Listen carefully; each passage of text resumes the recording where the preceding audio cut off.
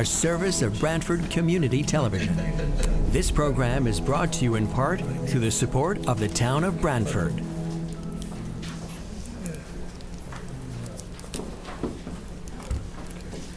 Okay, we're going to get started tonight, Tuesday, March 18th, 2025, Board of Finance public hearings for the budget year of 25-26. And before we start with the departmental presentations, I'm just going to provide a brief overview of the requests. Total budget requests, including town and board of ed and capital, is $144,457,798, representing an increase request of $9,146,000. After revenues are applied of an estimated $20,211,000, that leaves a net to be raised from taxation of $124,246,000, representing a 6.9% increase in taxation. And the net grand list that we are calculating that from at this point in time is $5.597 billion, an increase of $1.696 billion based on the revaluation. That would equate at this point in time to a mill rate of 22.69. Again, these are requests from the departments. The board will hear the departments tonight and again on Thursday, and then there'll be a Board of Finance meeting on March 31st, which we will then recommend a budget to the RTM. They will deliberate and by committee and such, and then meet on the 14th of May. The Board of Finance will meet on May 19th, and at that time we will finalize the revenues and any allocation of fund balance and determine the mill rate. So with that, we'll begin with the engineering department on page 42.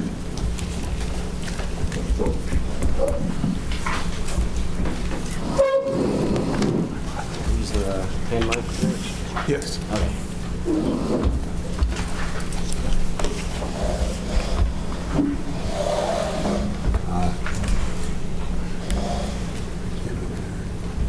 Sorry, I'm just trying to unmute. We have our sixth Board of Finance member is out of the country and is attempting to get in by Zoom. I can't unmute her.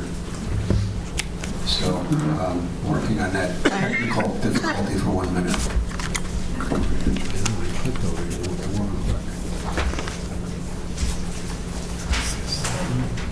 That's me. That's you, and up the three dots.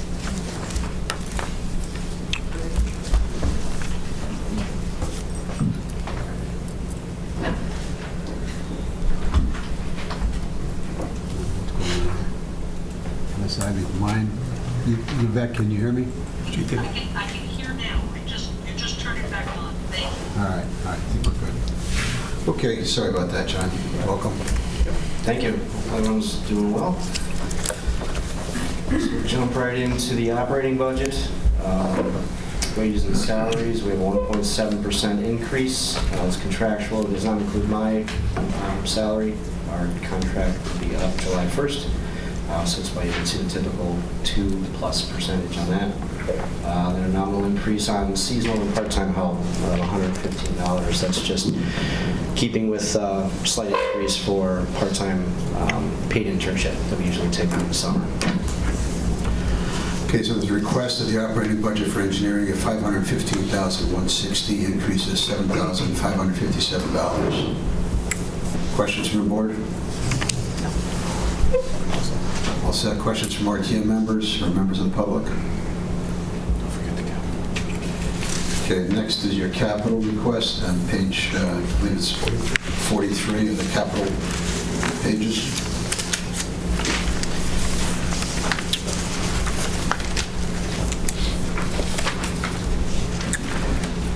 We have, first one is the capital sidewalk and transit amenity program. Sure. So the last couple of years, we appropriated quite a bit more than this $250,000 we're asking for this year. However, that was with supplemented with ARPA funding. I believe we had about $100,000 out of general taxation the last couple of years. We just finished our ADA right-of-way transition plan, which identifies all areas within town that are deficient in ADA compliance, right? So that actually recommends over a 30-year period about a $500,000 a year. We're not looking for that. We understand that's a big number. There's no requirement that we fund it at that level, so it's really what you can do to work towards that ADA compliance. So, but recognizing that $100,000 that we've asked out of general taxation over the last couple of years is not enough to really do what we're looking to accomplish. So we are looking for $250,000 over the next 5 years, each year for the next 5 years, but fiscal 26 would be $250,000. Okay, and the local traffic authority, LTA projects? LTA projects, we're keeping this flat at $15,000 for this next year. It's almost acting as a sinking fund at this point. We do have some larger projects that are requested and approved through the LTA.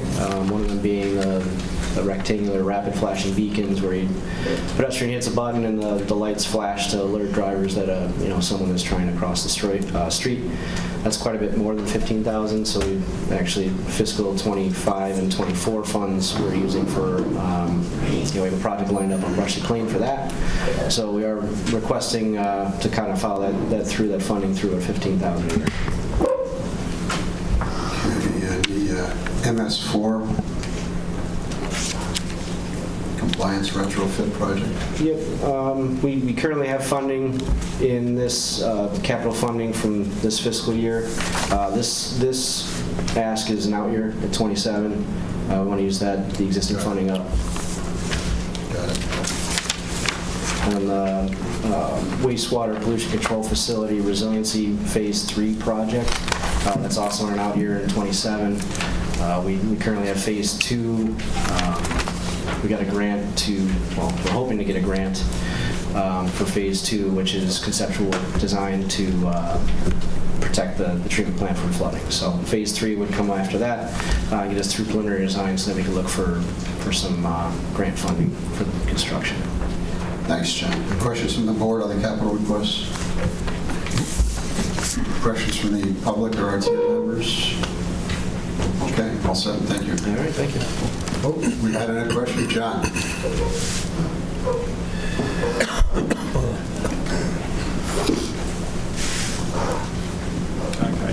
Thank you. Absolutely. Thank you, Mr. Chairman. John Hartwell from RTM District 5. I wanted to come back to the pedestrian crosswalk things you just mentioned a moment ago. How much are they? Because it sounds like a terrific idea to have a crosswalk that is easily initiated by someone who wants to get across the street. Thank you. I believe they're over $20,000 a piece, and that's for 2 units, right? So you'd have one on one side of the road, one on the other.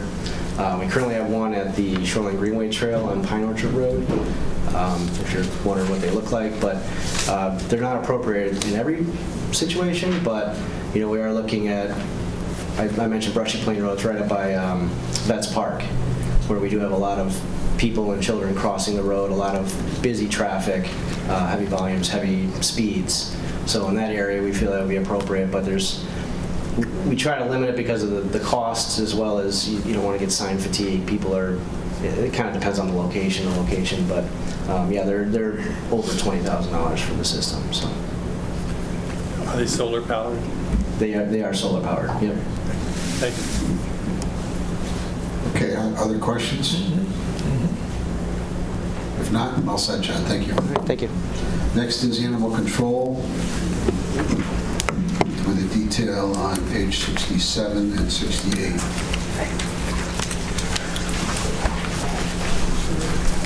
Welcome, Laura. Hi, how is everybody? Is it on?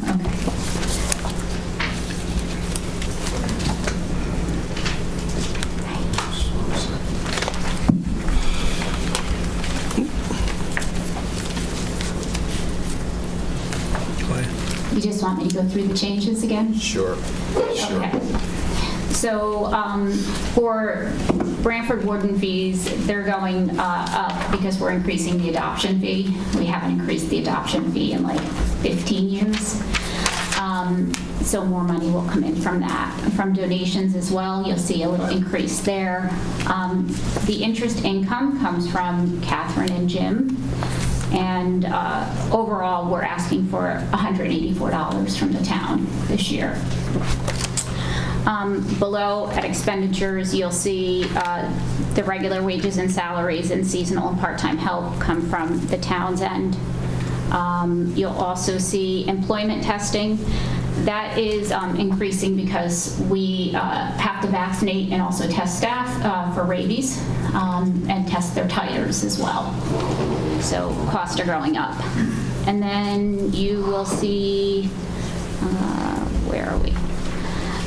Other purchase services have been there, and we utilize that obviously for other things that we need to purchase, whether it's going to be a washing machine or something else.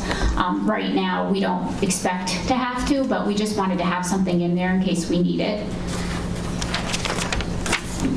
And then on the other supplies, costs are going up for things that we're purchasing, like paper towels and toilet paper and things like that. So that's why you'll see an increase there. And also with our memberships, conferences, training, meetings. Okay, so total request is expenditures of $507,538, increase of $14,834. And the amount that comes from taxation on this is $399,738. Or that's what Laura said, an increase of $184. Questions on the operating? Questions from members of the public? Frank, you can step up and you want to use this one. Okay. Thank you, Mr. Chairman. Just one question. I'm Frank Toohill, RTM First District. So I just wanted to know, what's the balance, Laura, now of your fund balance? The animal control fund balance, please. I can get you that number off the top of my head. Oh, sorry, Jim. I think Mr. Finch has it, as usual.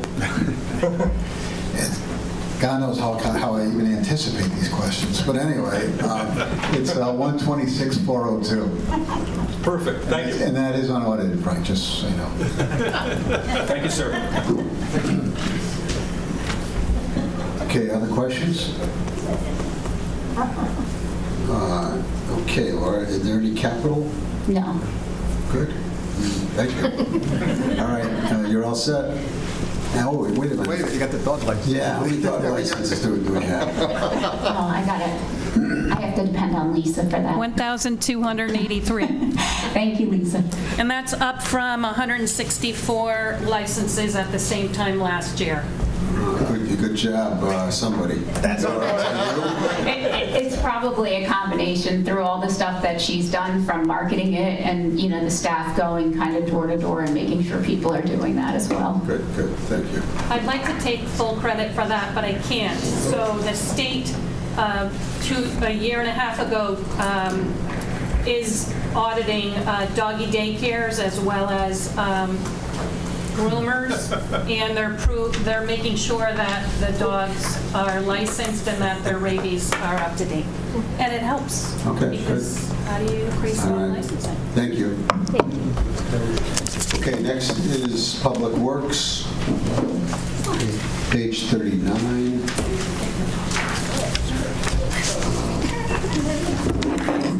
Welcome, Gary. Good evening. You're gonna have to give me a second here.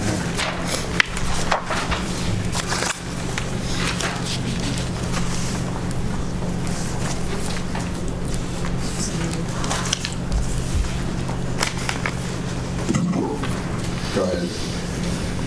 Okay. The only minor increases in the personnel accounts are, you see anything under, Gary, you have to... oh, I'm sorry. Yeah, Any minor increases are all contractual personnel account. The only larger increase is the overtime. This is, we're asking for 17,500 increase, a 15.9% increase. This is largely because in the past, we've provided trucks and drivers for all the events in town. Police have asked us to provide them. And over the years, it's just steadily going up. And in order to kind of help them secure the intersections and, during parades and events to ensure some public safety, we've been adding that. So along with a lot of other duties that we do in here in projects that we do, sometimes we have to use a little more overtime when we have absences. Also, we're just kind of looking to make up that extra cost. Okay. And then non-personnel? Non-personnel, professional development, we're asking $5,000 increase, that's 40%. That's just due to rising vendor costs. Also providing more training to remain state and OSHA compliant. Also, we're also paying for, this is something added, but it was for hearing tests amongst the whole department. And our largest request here is for the utilities, gas, water, and electricity. We're asking for a $60,000 increase. It's 98%. This is due to regular rate increases and anticipated shortfall due to Connecticut Public Benefit Fund. Also, in the past, I did not account for the increases when we took on the transfer station utilities. So there was a shortfall there. So Jim, we spent $39,000 in 23-24, and we're looking to spend $121,000 in 25-26. Seems like. Keep in mind. Okay. No, go ahead, Jim. I was going to say, part of that is the transfer station, and again, I haven't looked at all of the details, but also one of the things that we've seen a big increase is electric rates as well, and we're anticipating those are going to be even higher when we reprice in December. Okay. No, as long as it's been analyzed, that's fine. That's the request, $121,199 for that line item. Okay. Anything else on the operating, Gary? Yeah. Wait, there's one other thing, too. Yeah, that's one other thing. Yeah, one other thing I just want to add about the utilities, as Jim mentioned, this budget now assumed the transfer station, the animal shelter water, again, which is also metered through the transfer station. So that is another building that is included, which going back to that 23 year was not in there, Joe. Okay, thanks. The only other notable increase is safety supplies, 11.5%. It's just a rise in costs, in costs and also to meet OSHA standards. Sure. Okay, so the request for Public Works is a total for the operating of $2,944,654, increase of $121,955. Other questions from the board? Questions from our team members of the board? Tracy, you want to come up? And why don't you use my mic?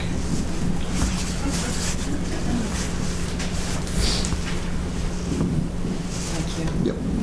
Tracy Everson, RTM District 5. Gary, can you talk about what the streetlight number is? And I seem to recall that the RTM just recently gave some ARPA funding for streetlights. So would that offset some of this number or not? We didn't see an increase in the streetlights. I think you're, Are you thinking street lining? street lining, It says streetlights, doesn't it? no, the ARPA dollars, I think you might be thinking of as a street lining. No, it says streetlights. Might be a typo. You're talking about a line item here in the budget, Tracy? It says streetlights, 361,019. Yes. Is that electric? Is that replacing poles? Is that- Okay, so what's that used for is the Yeah. question. That would be the streets lights has to pay the utility for the lights. Do you have that detailed, Gary, or do you want Jim to explain? I mean, basically, it is for all the lights that are in town, and the streetlights don't run through a meter, so there is a rate that the utility company charges. And so that's, and so basically, it's mostly the lights from the utility company, and then you have some in downtown center, but, most of them are all the utility company lights. So you pay the utility based on a per pole basis? Yeah, it's or like a per flat watt rate. basis? Per Yeah. watt. Yeah. Per watt, they have a flat rate for each lamp. For each lamp, right. Depending on the size. Got it. When ARPA was mentioned, we did not use ARPA dollars for streetlights. That's where I heard Yeah. ARPA. And I was addressing that. We use that for street lining, not street lights, Okay, which, all right. And anything else, Tracy? Can I just, do we use low wattage, the new bulbs? I mean, is there cost savings? Yeah, they're not our lights. The utility company is the one that lamps them. we did retrofit. Yeah. We did see a retrofit to the LEDs a few years ago. Yeah. Which we did see I think a slight leveling off or reduction at that time. But yes, that has already occurred. Thank you. Okay, other questions? If not, we'll move to capital, which is on the page 69, I believe. It starts on, with ADA ramps, Gary, 20,000. Yeah, 20,000, that's going to remain flat. DPW apparatus fund, that's going to remain flat. Also, although 2027, 2028, we're going to ask to increase it to 250, and in 2029 and 2030, we're going to increase it to 300. We're hoping to. But for this coming year, it's going to be flat. Downtown center, flat also. Road improvement and resurfacing, we're asking to increase that. No, we're not. That's going to remain flat, 550,000. Seawall repair is flat. Sidewalk replacement is flat. And the town-wide line striping, we're going to skip a few years and possibly request 35,000 2028 to get on more of a schedule. Okay, so the recap is 20,000 for ADA ramps, 225,000 for apparatus, 25,000 for downtown center maintenance, which is pruning, tree removal, and planting. Road improvement and resurfacing, 550,000, and seawall repair, 45,000. And sidewalk replacement, 65,000, and line striping, 0. Correct. Okay. Questions on the capital request? Any questions from the public or RTM members? Nancy?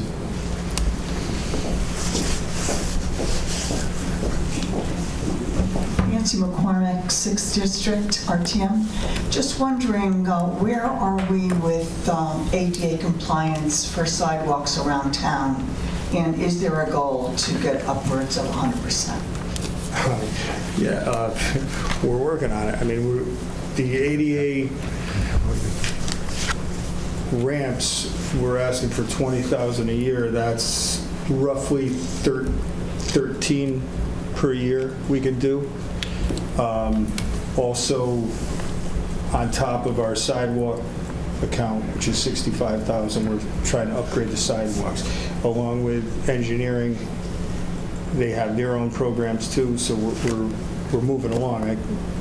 I couldn't tell you when we're going to be 100% compliant, but we are working on it. At 13 a year, it doesn't sound like a whole lot, It makes a difference. I'm sure, It does. to the people who have them. What's that? To the people who have them in compliance. There are so many, I know that in my neighborhood, there's, it's difficult. And some of the areas are done and, you look next door and they're done and then across the street they're not. So I have people calling me all the time. I'm pretty sensitive to it because I had a mother that was handicapped. Yeah. You couldn't travel around town with in a motorized wheelchair without going detouring a bunch of different ways to get where you needed to go. Use it to find a ramp. Okay. Well, I appreciate your awareness of that kind of thing. Thanks. Okay, other questions on Public Works Capital? Okay, all set with that. Gary, we'll move on to Docks and Recreation Facilities on page 48. Yeah, there are only no increases in minor increase, seasonal part-time help, 2.3% increase. So the request is $21,853, increase $181. Questions from the board? Questions from the public, RTM members? All set, Gary. Thanks. Thank you.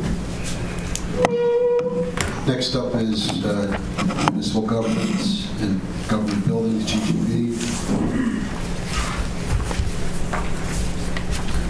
Page 27. Welcome, Brian. Hello, everyone.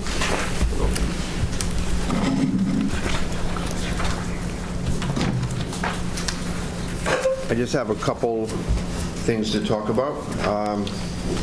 Contractually, our salaries went up 2.5%.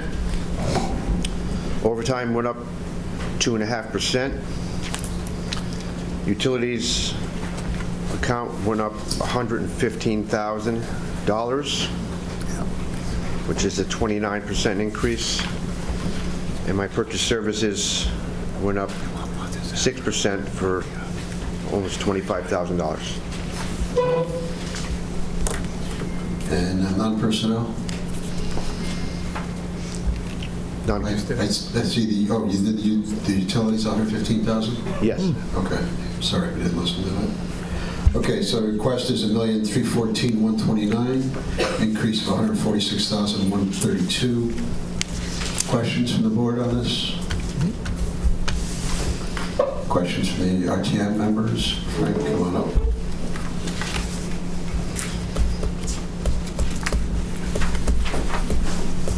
Thank you, sir. Hi, Frank. Just a question on purchase services. I see it's going up quite a bit. I mean, what do you use that account for, and what's the reason for the increase, please? I use that account for all my service contracts, my purchasing of all my supplies, lumber, electrical supplies, plumbing supplies, everything that keeps this town, moving forward. So, excuse me. So you might say that that line is for the raw materials. Yeah, building repairs. Thank you, Brian. Thank you, sir. Okay, other questions? If not, we'll move on to the capital on page 87, I believe, capital. You'll see my first capital is for $24,000. That is to replace just the first floor windows at the Academy building on the green.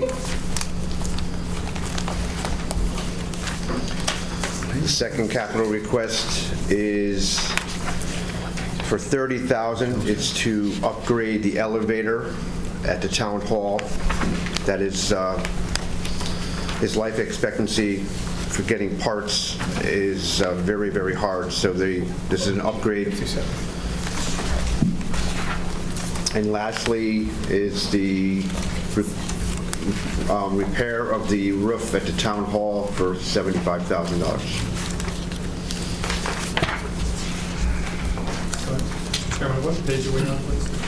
We are on page 57. 57, which shows the town hall elevator upgrade for $30,000. Next page is the roof for $75,000.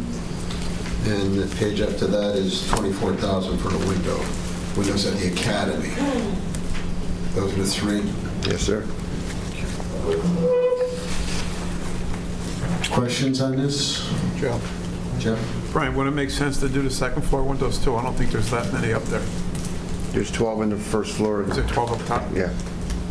And the second floor aren't in a bad condition at all. Thank you. Okay, other questions? I think you're all set, Brian. Thank you. Thanks. Next is solid waste management and recycling, page 41.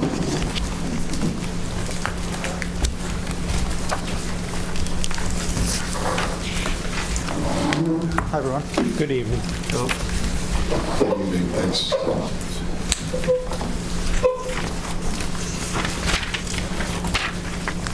One mic. Get a book. Sorry. Go ahead. Okay, so we're on page 41. For personnel services, we've budgeted a 1.7% increase, which is essentially contractual. And then for non-personnel services, we ended up with I think the net is a 4.9% increase, the majority of which takes place in lines, it's 101-43040, which is material handling, which has a 7.7% increase, which is a blend of contractual increases and volume changes. There's also a 3.1% increase in refuse and recycling collection, which is a contractual increase.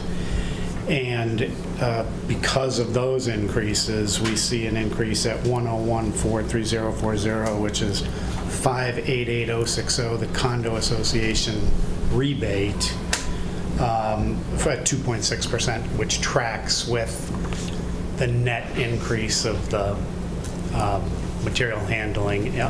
Just tracks with the variance in collection. Got it. And so the total request is, the operating budget is $5,172,143, increase of $231,701. Questions from the board on this? That's different from our page 41, but Do you have less? we have 1711593. So we'll go with yours. It's a little cheaper. Different. That's all right, we'll use this book. So there was no questions on the operating side. I just wanted to commend you, Paul, and your team for what you had delivered with those all those new containers. Because you came last year to get the money for it, and I was really saying, I don't know how you're going to do that by June.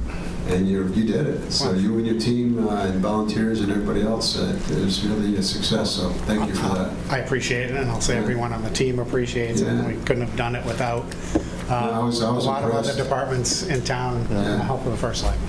First selectman too? Oh. Very good. All right. Yeah, we had a question, I believe. John? Yeah.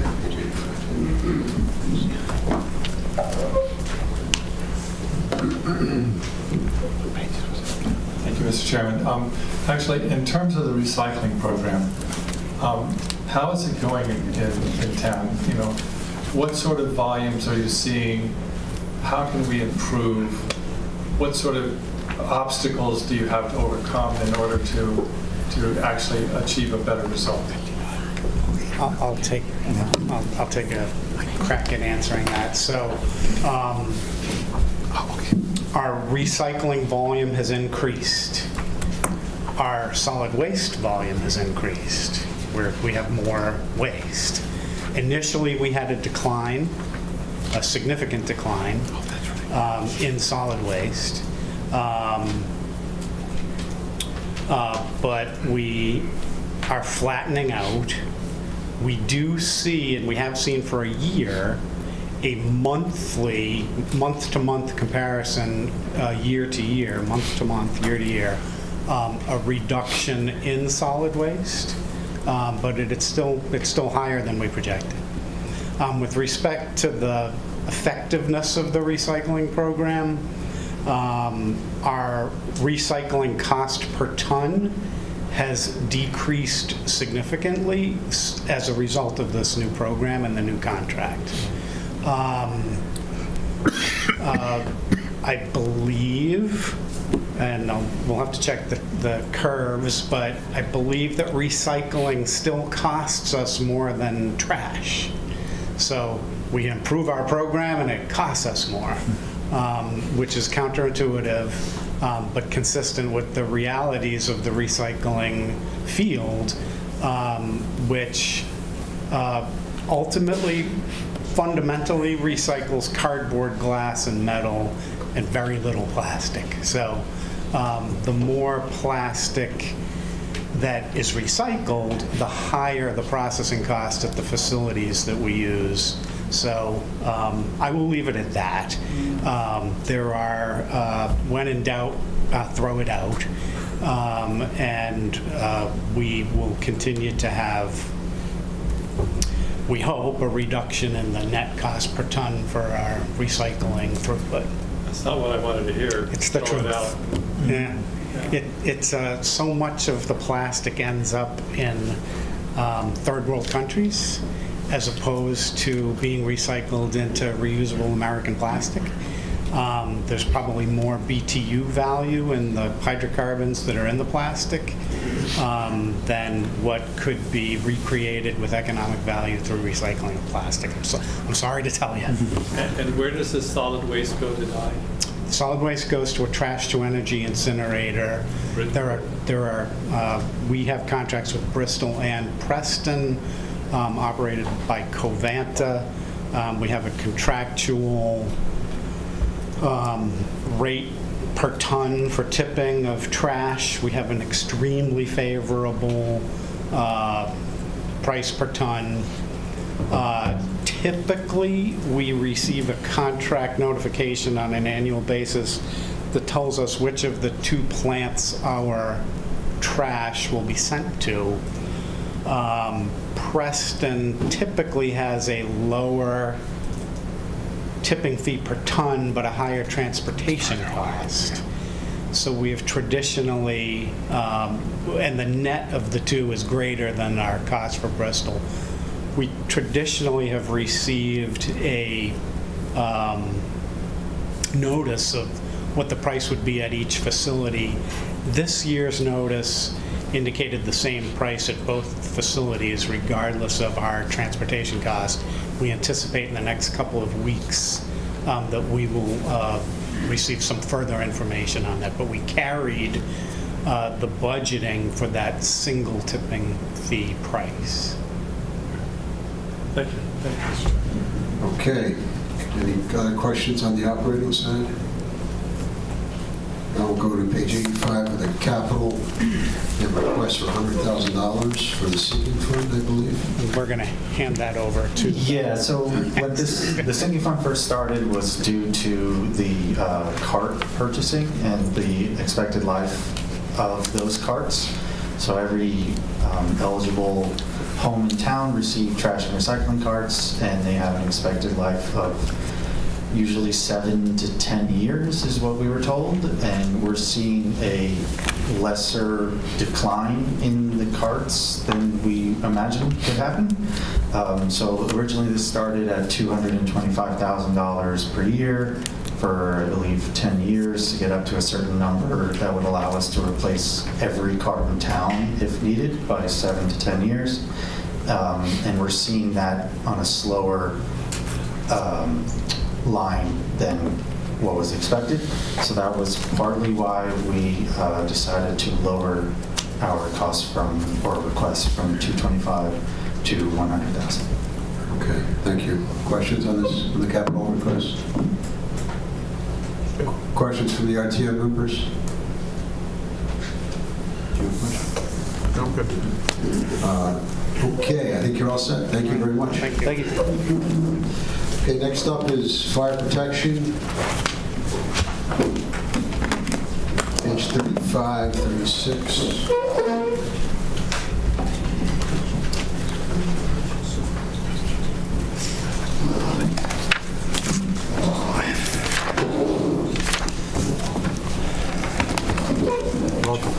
Good evening. Welcome. How are you?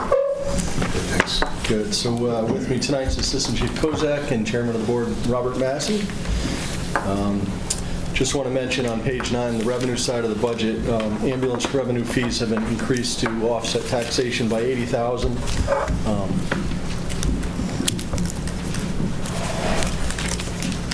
And that brings us to page 35, which is our operating budget.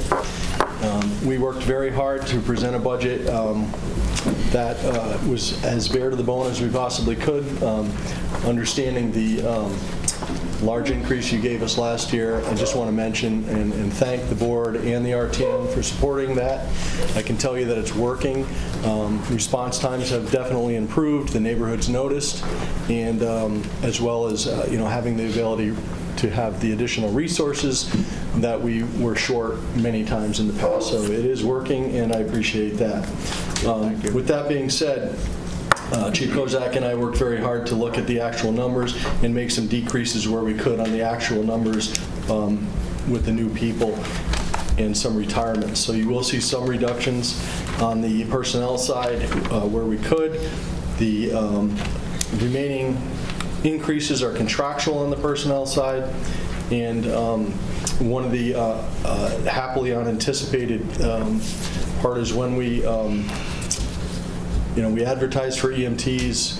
We ended up getting some paramedics that were full-time working for us. They get paid an EMT rate, but they do earn a paramedic stipend, so you'll see an increase in the stipend side, and that was negotiated when we did the MOU with the union. But it's a pretty good benefit to the town for a lot less money than a firefighter paramedic, so we'll take that. On the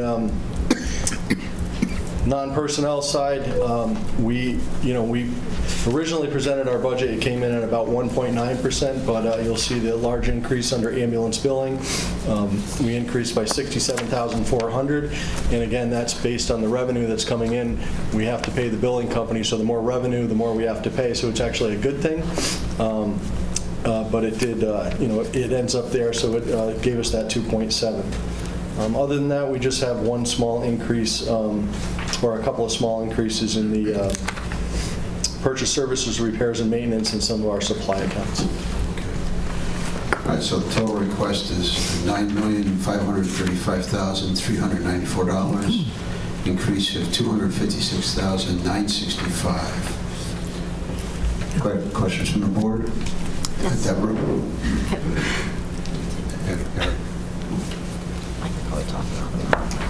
Hi, Tom. Hello. Hey, 2 questions, please. You mentioned response times. What is your current response time, and how does that compare to other towns? So our goal is to have about a 4-minute response time for the initial unit arriving on the scene of an emergency. From headquarters to Indian Neck area that we're covering now with the full-time staff, it was more than double that in some areas. So we've basically cut that in half. And when you just think about travel times, and one of the reasons we want to add the 3rd station on Acorn Road, we've talked about, for the future, is Stony Creek is our longest response time. That's about 12 minutes on a good day. So when you consider whether it's a fire, which spreads exponentially, or a medical emergency where you have, if you're without oxygen to your brain and vital organs for more than 6 minutes, we're not going to be able to affect any real positive change. So the goal is 4 minutes. Can't really speak to other communities. I can say that obviously if you have similar communities like East Haven, they should have similar response times depending on the geographical location of their personnel. They're covered pretty well. Guilford, they have a main headquarters centered kind of right around the Exit 58 area, and their next staff station's in North Guilford. It's 20 minutes from headquarters to that station, and then it's another 20 minutes to the Durham line. So just different communities and how they do things. But Branford is, only 22 square miles, but it's very dense. It's so densely populated. Building fires can spread to neighbors very quickly. So that's what, why we presented the plan is for a couple of reasons was response times, decrease in the number of available volunteers, which continues, and then just the sheer call volume has increased. So we do a little bit more every year, and this help has really made a difference. The model's made a difference in a bunch of ways, such as allowing us the opportunity to train more, and also have that first responder, because ambulances transport out of town. So our main engine, which was the only staffed engine at one point, was going from medical to medical while the ambulances were out of town. At least now we can share that workload a little bit more, and it's more likely that we have a first responder for whatever the emergency is next, whether it's a fire or a arrest. Also a question about staffing. I know there's been a big increase to your staff, especially on the EMT side. Are you comfortable with your staffing? Are you close to where you want to be in terms of staffing? Well, we do have the plan to build the station out east, which when we presented the deployment and staffing plan back in before the previous year's budget, we had talked about building the station out east and staffing it with an additional 8 firefighters. Right now, the main engine out of headquarters is running a little bit heavy, so they have 4 firefighters, which is honestly the actual standard for staffing. But we have a goal of staffing 3 engines with 3 firefighters each on them. So we would be able to take the 4th off engine 1 with the 8 firefighters. That would give 3 per shift. So we have 4 shifts that have to be covered. Once we do that, 90% of the built-up area of town will be covered in the 4-minute response. And from there, I'd feel pretty comfortable that we're in a good spot. The future's uncertain for a lot of reasons, whether Branford's population grows or it shrinks or what goes on with as we age. I don't have that crystal ball, but I think we gave you a good plan and a goal to get to that'll get us where we need to be. Thank you. So I had a question. Chief, you had mentioned, I think you answered my question, but the volunteer services, they're continuing to decline. That trend is continuing. Yeah, unfortunately, when we started the conversation, we had a total number of active volunteers on the roster of 42. We're down to 38 today. So it does continue to slowly decline. We interviewed a few more today. We're hoping to bring them on board.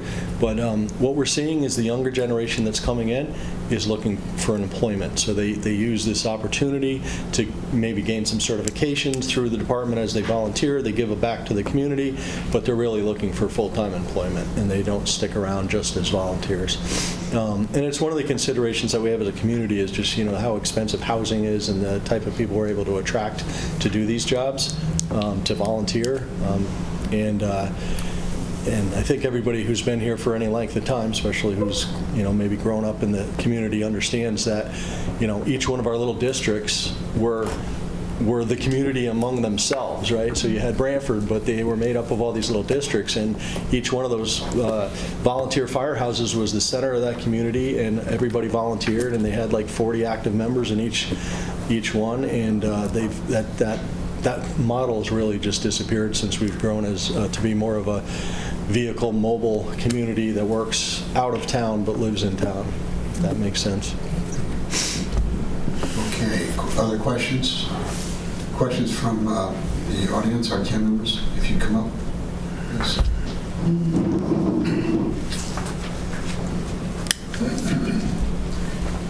Just need to identify Hello everyone, this is Shahida. I'm from District 4 RTM member. I have a question for you. I live in 37 Pent Road, Branford Hill Park, and the Bourbon Drive. There is so many people are going, cars are going so fast. So I know that main roads, everybody is so conscious that we have to speed limit, but internal roads, people don't care.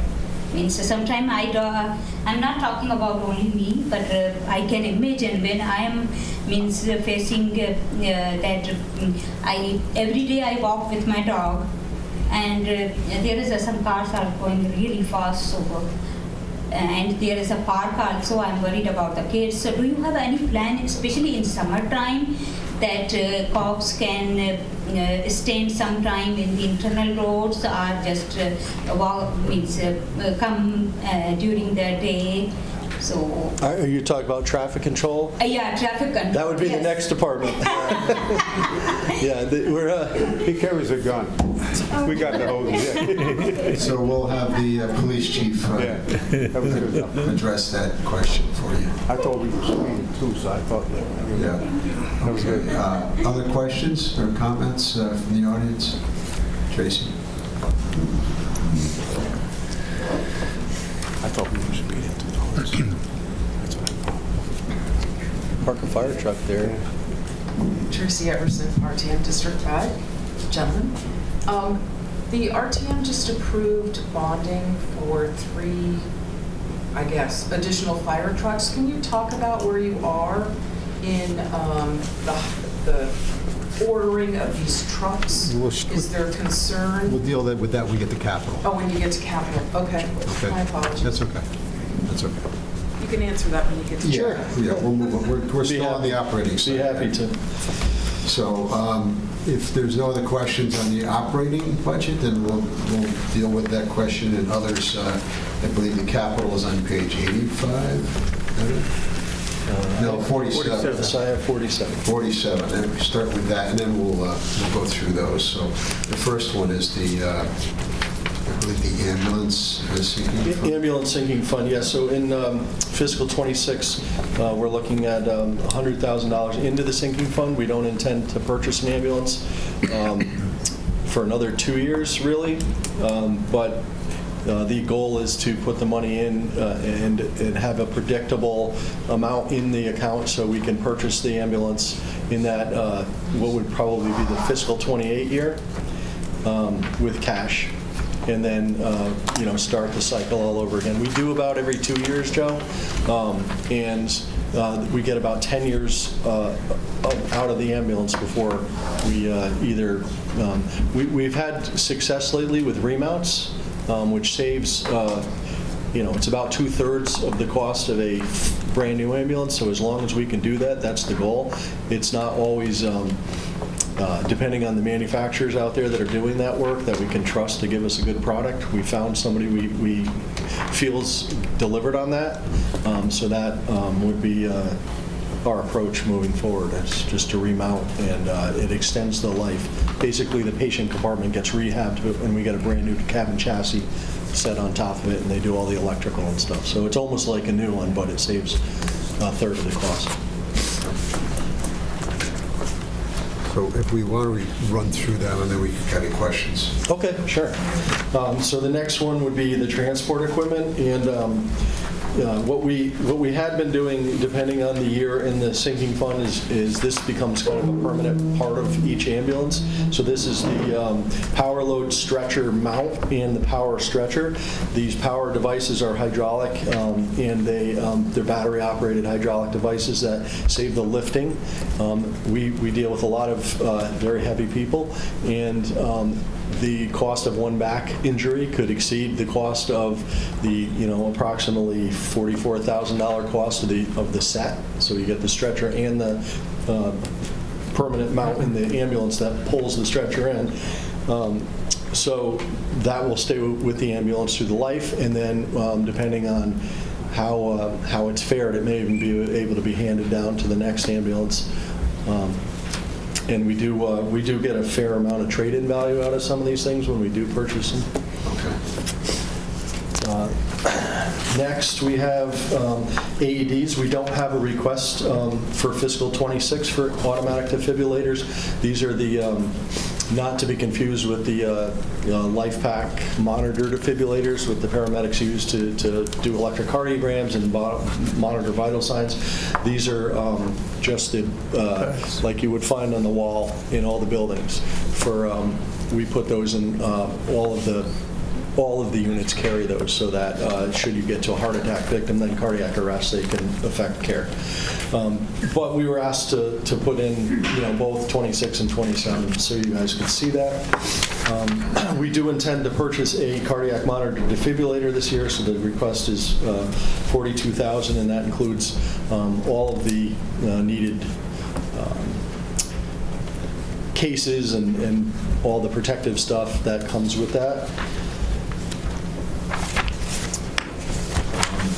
The self-contained contained breathing apparatus, or SCBA, we started this sinking fund so that we can completely replace all of our units over a couple-year period. We're coming up to the maturity where we would purchase make the large purchase, and then we would continue the sinking fund into the future, so that the next replacement we have the cost. Again, it's designed to, like most of our sinking funds, designed to keep things predictable moving forward and not have to come in 15 years when we have to replace them again and say I need $8 million instead of these smaller amounts. Fire apparatus sinking fund, and to Representative Everson's question, yes, we did, the RTM just approved and the Board of Finance approved the bonding plan for the purchase of several large pieces, so 2 pumpers in the ladder truck, as well as the rescue truck. So this, the bonding plan was approved, and the $400,000 is what was presented as part of that plan to be able to pay the bonding, and as well as leave some money in the sinking fund moving forward, again, to kind of get back into the normal cycle of sinking it and having the cash in place when we need to make the large purchases. We are trying to spread these out a little bit more so we don't run into the same problem in the future where 4 pieces need to be purchased all at once. Okay. This is a new capital request, fire station alerting system. This is the device that's in the firehouse that alerts the firefighters to a call once it's dispatched via CAD, turns on the lights, makes a loud noise, that kind of thing. The current headquarters has failed several times. It is as old as the headquarters. It was purchased from a company out in California that is horrific to work with, and our goal is to replace that. Station 9 was never designed to have it, so it needs its own alerting system. Right now we kind of have this, we're using basically digital pagers and amplifiers to try to simulate that right now. It's not a 100% reliable system, and we obviously want to have not only reliability but redundancy. And then this system would be designed, should we build a station out east, where we could continue the same system into that building. Could you explain that a little more? Yeah, so the station alerting system is tied into our radio and our CAD, and then it's tied into various building services. So for instance, it turns on the lights in the bunk rooms and the path to the apparatus, turns on the lights in the apparatus, makes a loud noise that ramps up slowly, so you're alerting people in the middle of the night. It has to be loud enough to wake them, but not so much that it jars you out of a sound sleep, because that adds to people's stress levels. And what are you using now? At headquarters, we have the device that was built with the building. It's called WestNet, and it is basically almost 13 years old now. So it's had a couple of issues, and when we've had to send it, it's not one of those things where it's in the cloud now. You literally have to take the device, wait for a replacement, put it in, send it all the way out to California, and twice they've lost it and didn't even know they had it. So whenever we want to make any changes, for instance, we just changed these models, right? So it's not synced to the way we're working right now. And so what we're trying to do is replace that and add the one at Station 9 with the same technology. We've talked to 3 different companies. We've gotten 3 prices. We feel this is more than enough money, but we didn't want to come in short. We still haven't gone into actual bid, so these are kind of like raw numbers based on preliminary conversations. So years ago, they had the sirens on the top of the buildings? Yeah. That was the alert? That was the alert. That was part of the alert. Us 3 got jarred back in the day. Jarred? We had the buzzer in the house when you slept. Yeah, you got jarred. Yeah. It was loud. It was just that, a very loud buzzer that would... This blue chip was working. Okay. And next is the conceptual design. We wanted to keep the conversation going for the Acorn Road Station. We feel that hiring a design professional to not only give us conceptual designs, but also give us a budget number that we could present to the board in the future. This preliminary conversation we had with the first selectman and the board of fire commissioners was to try to get ahead of and include all of those questions that sometimes seem to be afterthoughts, like, can we add solar panels? Do we need, the green stuff, right? So we want to try to answer all these questions up front and come to the board with a number of what we feel is a good budget number to build the station. So we are asking for that in fiscal '26.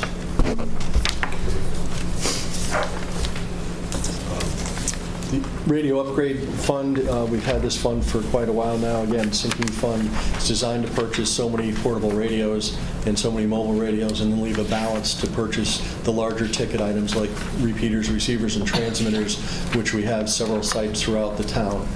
We have 5 separate sites where we have this equipment. So this fund completely funded the Exit 56 site, which was a completely new site. It covered some dead areas, and it included both police and fire. So this year we're asking for $70,000. And what will that fund?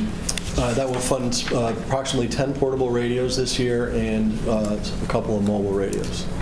And then the balance will stay in the account, Joe, to sync for the future. I believe the balance right now is somewhere in the neighborhood of $128,000. Thanks. Thank you.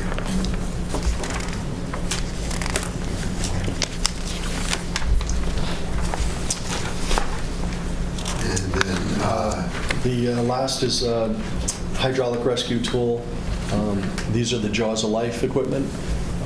The current set is 10 years old. We have much older equipment that we have on some other units, and this that older units are approaching obsolescence, basically. We have to have it serviced and tested every year. And for instance, Stony Creek, Rescue 1 and Engine 2s is all essentially obsolete. So we're replacing this. Let's go on the main line, and then the equipment that's on the main line will then get handed down to these slower units. How many do we have now in these units? We have one full set on the main career engine, and that includes spreaders, cutters, and a ram, so for pushing. And this is for vehicle extrication, heavy vehicle extrication, that kind of thing. We have a smaller unit, just a spreader kind of combo unit on our light rescue truck, and then we have a spreader unit in Stony Creek, a spreader and a cutter, I believe, on Engine 2, and then we have much older stuff on the heavy rescue. Once that stuff can no longer be serviced, we'll just phase it out. It doesn't have really a value to us anymore. Right, okay. So several requests for capital items. Questions from the board on these capital requests? Go to Jeff, and then I'll go to Deborah. Chief, so how many units does the 60,000 buy for the extrication? For the extrication, it essentially is a spreader, the cutter, and the ram. And the pump? Well, they're all battery powered now, Oh, okay. so they're called e-hydraulics, but they're contained units. But similar to what what would have been run by the generator with hydraulic lines back in the day. Okay, thank you. Just going backwards here, on the Acorn Road opportunity, are we committed to this? As a town committed? The town has not committed in any way other than conceptually. Okay. We did present it as part of the plan and talked about, where we see the timeline moving. The fire commission and the fire department's committed, but obviously we don't hold the purse strings, so. I understand. That's why we're here. So as part of the plan, if this came to fruition, what happens to Company 5 in Stony Creek? Since they're the most active volunteer company right now. They still are the most, they are one of the most active. Two's technically is most active, but they do have probably the most members. The problem is those members aren't always available during the daytime. It's almost non-existent unless Tilcon's closed, and you might get a couple members because they work there. But other than that, the way I'm looking to the future, Jeff, is that we would have the 3 career stations covering the 90%. But on those larger incidents and for storm coverage and just support, I still think there's a role for both Company 5 and a kind of a combined, what we're doing now. I know there's a lot of dedicated older volunteers out there both in twos. We still do, and we're gonna keep them viable as long as we can. We still support them in every way possible, and we're still trying to recruit and maintain it. Right, okay. Regarding apparatus, I know we agreed to the 2 pumpers in the ladder truck. I don't recall the rescue. Was that a heavy-duty rescue or the light? 185. No, this was it was in the plan, and it's basically, we're going from that custom rescue truck that would cost us about $1 million if we were to replace it today, to just a box truck with a lift gate. Okay, I do remember that discussion. Okay. Essentially, it's just a large storage truck that we need to get this stuff to the scene. Update my memory. Yep. And then on the cardiac monitor, in that description, it says that there's 20 AEDs on the first responders.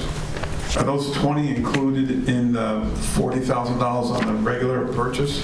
So there's 2 different, the AEDs, next year, we will not be getting a cardiac monitor defibrillator, which is the big life pack that does all the, we would replace the AED. So that is the request in 2027. We just showed it in here as because we were asked to present both 26 and 27. Okay. We do not intend to purchase defibrillators and the monitor next year.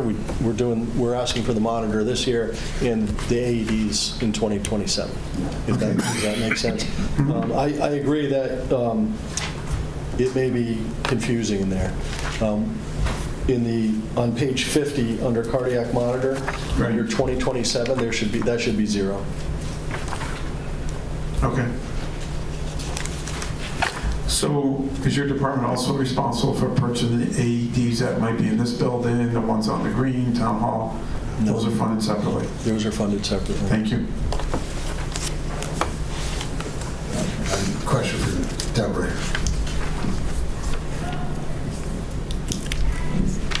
Chief, back to the fire station alerting system. I'm just curious, in the Indian Neck Station, what is being used? You said it doesn't currently have this same... We have basically digital pagers, which are small radios that plug into an amplifier, and they're working, but they're not considered like a fail-safe, like the station alerting, the permanently mounted station alerting system is. And what we're trying to do is meet the standard. So NFPA writes the standard for station alerting. You're supposed to have a backup, which the digital pagers would normally be, and the station alerting system. So when we built that station, remember, if everyone remembers correctly, the whole elevator argument, because if it went over that $2 million mark, we weren't going to build that station. So this wasn't even a consideration at the time. Thank you. So Deb, it doesn't turn the lights on. It doesn't do that for us. Like the old station we had that used to throw us out of bed, used to turn the lights on for us at least. But yeah, so. Okay.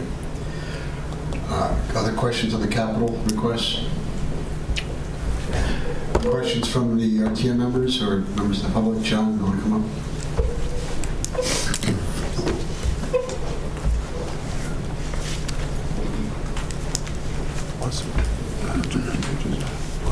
Thank you, Mr. Chairman. Chief, I should really have asked this question earlier. When I think of fire departments, I think of fires, obviously. And I know that that's not exactly what happens. Could you give us like a 50,000-foot view of how much of your time is spent fighting fires? Sort of major? Very little. Very little. And how much is spent, with ambulance services or? The majority of what we do, by far, is emergency medical care. So to sum us up, we're a little bit misnamed for today's day and age, so we should be called the department they call when they don't know who else to call. We do everything from lifting, I've fallen and I can't get up, to public service calls and that kind of thing. The great majority of what we do, about 74% of what we do, is actually EMS related. So it's definitely the majority of what we do. But fires still occur, and when they do, you need to have the resources quickly, otherwise they spread, especially in these built-up areas of town. But we're also we're a fire rescue department. We're a very marine-centric environment here with the islands, the rivers. We have 10 marinas. So we have 2 fire boats, and all of these skill sets that our people carry require training. And so a lot of what they do during the day is train when they're not doing medical calls, which is a lot of times. The morning today was a pretty good example. It was relatively quiet up until about lunchtime, and then not only did we have 4 of our ambulances on the road, we had 1 from North Branford and 1 from Guilford. So it goes from 0 to 100. But we are kind of an all hazards department for the town. And I know that there's a tremendous amount of cooperation between the various departments in East Haven and Guilford, et cetera. And we'll talk about this more, I think, when it comes to the request to build the new fire station. But what is the opportunity for a more regionalized approach when you're looking at a new facility? I think there are opportunities for certain regionalization, John, but and I'm very open to them. I consider myself a little bit less home rule, especially when it's certain pieces of apparatus, maybe specialized equipment, or whether it's a ladder truck or rescue truck. If in a perfect world, maybe every other community could have one. We could all work together. But the problem is that this is New England, and a lot of the communities don't work together. What we do well is in a lot of the technical rescue and hazardous materials type stuff. It's low frequency but high risk stuff that every community can't afford all of the equipment, all the specialized training, and have enough people on site. So we do that regionally with Guilford. We have automatic aid agreements with East Haven, especially to cover, the Short Beach station right now is not reliable.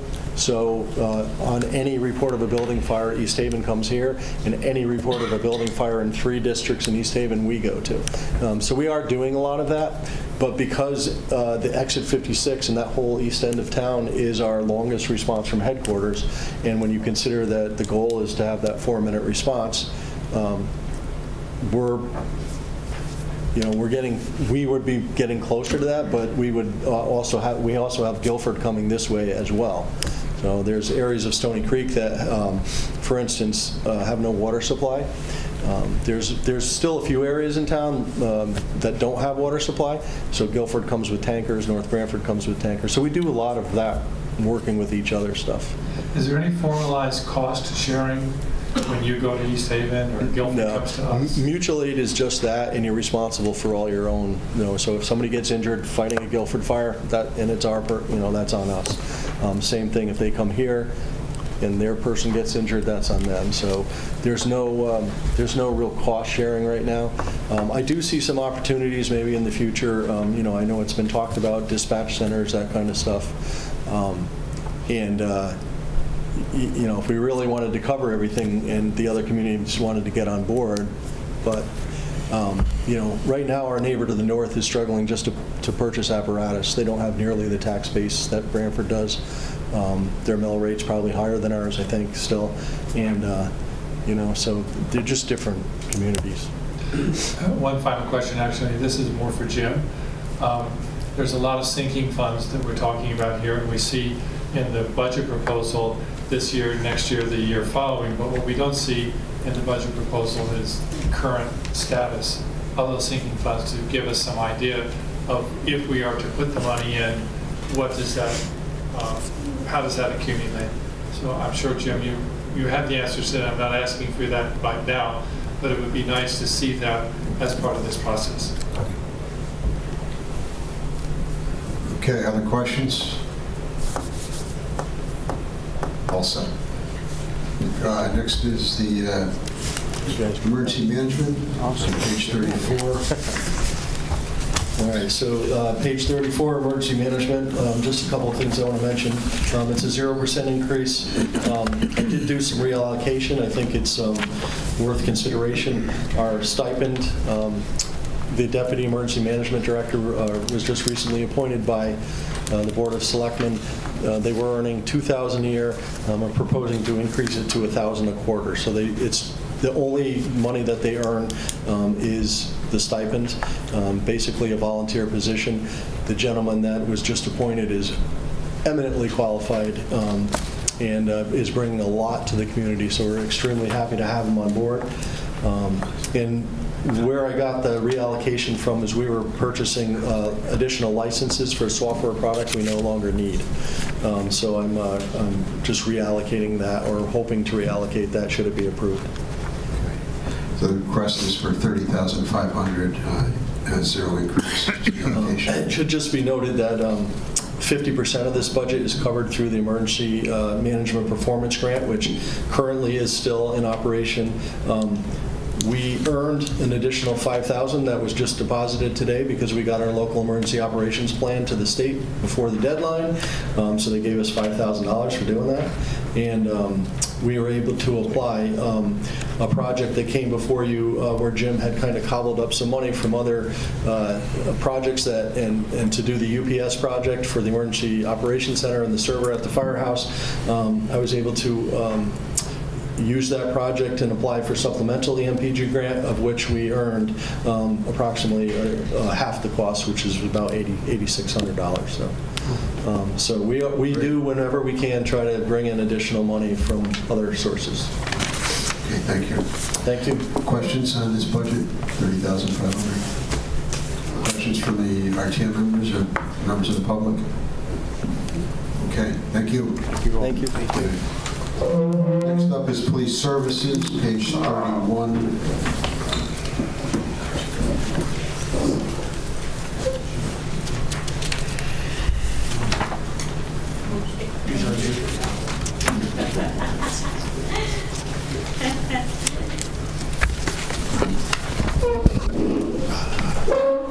Welcome.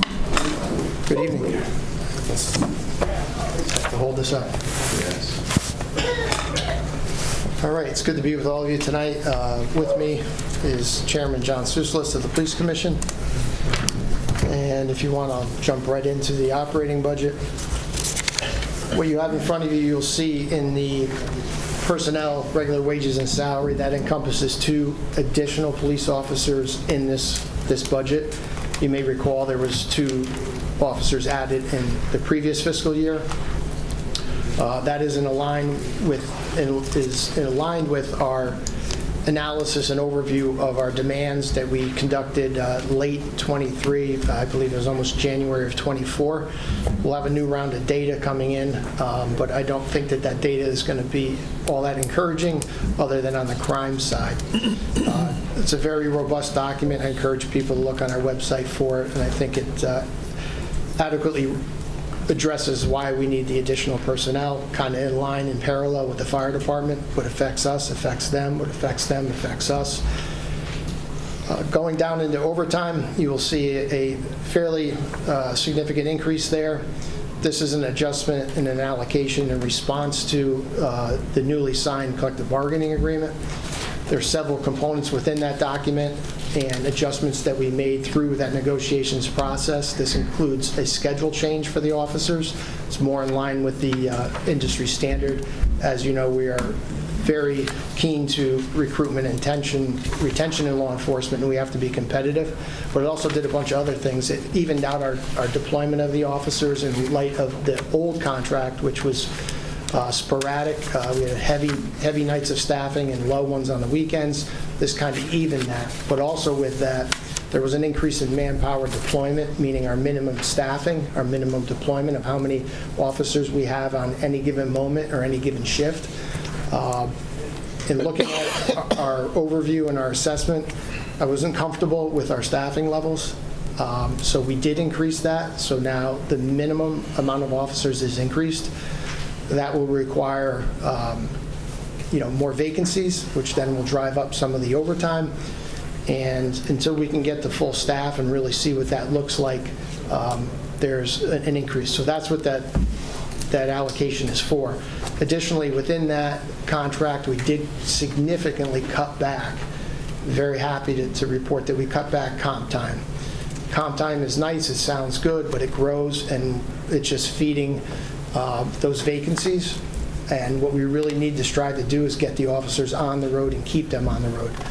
Although the schedule, if you look at total hours, that is lessened, but with this cut in comp time, we're going to pay our debt as it's due, meaning when they work certain overtime, we're going to pay them and not push it down because we need the staffing and the bodies. So that addresses the increase in the overtime, and all the other ones are basically zero or just contractual. And that's pretty much in the personnel line. We go down into the fixed lines of non-personnel related radio communication system expense. You've heard me year after year about this. This is our Motorola contract. This covers the 5 sites that the fire chief mentioned.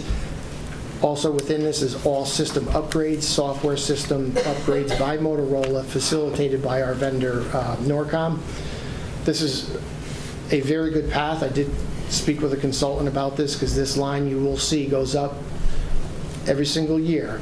But what you are doing is paying as we go, as opposed to at a 5 or 6 year get hit with a significant upgrade bill because Motorola will sunset products and software. Most communities will not prescribe to the avenue that Branford has chosen long term, and they will all of a sudden see a $1.4 million bill drop on the table, and they give you, maybe a year's warning in that. So this is a good path that you've been on, and I would advocate that you continue on it. The line below that is our communication expense. This is related to all cellular technologies that we utilize for our police cars, our phones, some remote sites that require data transmission. There's an $8,000 increase that was offset by an internal transfer you'll see in there from other supplies and the parts account. What this is doing is we are more reliant on the technology. This is going to be an increase in our field deployment of the cellular phones, specifically with the line officers, to be in alignment with some of the technology changes that we've implemented. Lastly, in the operating budget, membership, conferences, and meetings. This is a $5,500 increase. It's directly related to our memberships with the regional specialized teams we participate, our regional SWAT team, our regional traffic team, some of our computer crimes regional efforts that we lead here in Branford. But more importantly, on the SWAT side, we did pick up another municipality. The town of Wallingford is now part of the 7-town regional SWAT team. But there's some really, really big equipment needs and costs to have a professional team. And in conversation with the 7 other towns, this is an increase that will help us be better positioned to address those equipment needs in the future. And that's all I have on the operating budget. Okay, so the request is for $8,402,892, increase of $1,046,625. Questions from the board on the operating? Yeah. Eric. Thank you. Thank you, Chief. Just to go back to the salaries, last year you had approved 2 new officers. You were able to hire them. You have the 2. The lines are in the budget, we're in the process, we don't have the bodies. As of now, we have one going to the April class, and I'll have an answer if the second one will make it by the end of business tomorrow, and they will be in the academy. We have 2 on field training. We have 1 on kind of long-term leave, so we're down about 5 or 6 for deployment. Yeah. So it sounds like in numbers, you need more manpower on the job. So you did 2, you got 2 to recruit this year, but it seems like we're just playing behind due to injury, workman's comp on a fall, and other issues. So are you getting to the point where you're thin? No, I think we're operational. There are other things that I would like to do. I have said this many times. I think we're engaged in just core services, meaning, we don't have a lot of discretionary time. So some of the issues that you have heard about traffic, and I would love to have some traffic enforcement. I would love, so we're meeting the needs of the community where we need to be. If these 2 officers are approved within this budget, that'll put us at 56 sworn officers for the department. And if you look at our population in the state in different departments, the average would be 59. So we'll still be below that. But ideally, incremental progress to me, I think it gets us. But you hit on a very important part. Yes, we are plagued with a constant rotation. We've lost a couple officers, some that have just departed because the job wasn't for them. Others retire. We average 1 basically on maternity leave pretty much all year, and then 1 on comp normally. And there is no answer for the delay in the process to create a police officer. There really isn't. It takes us a year.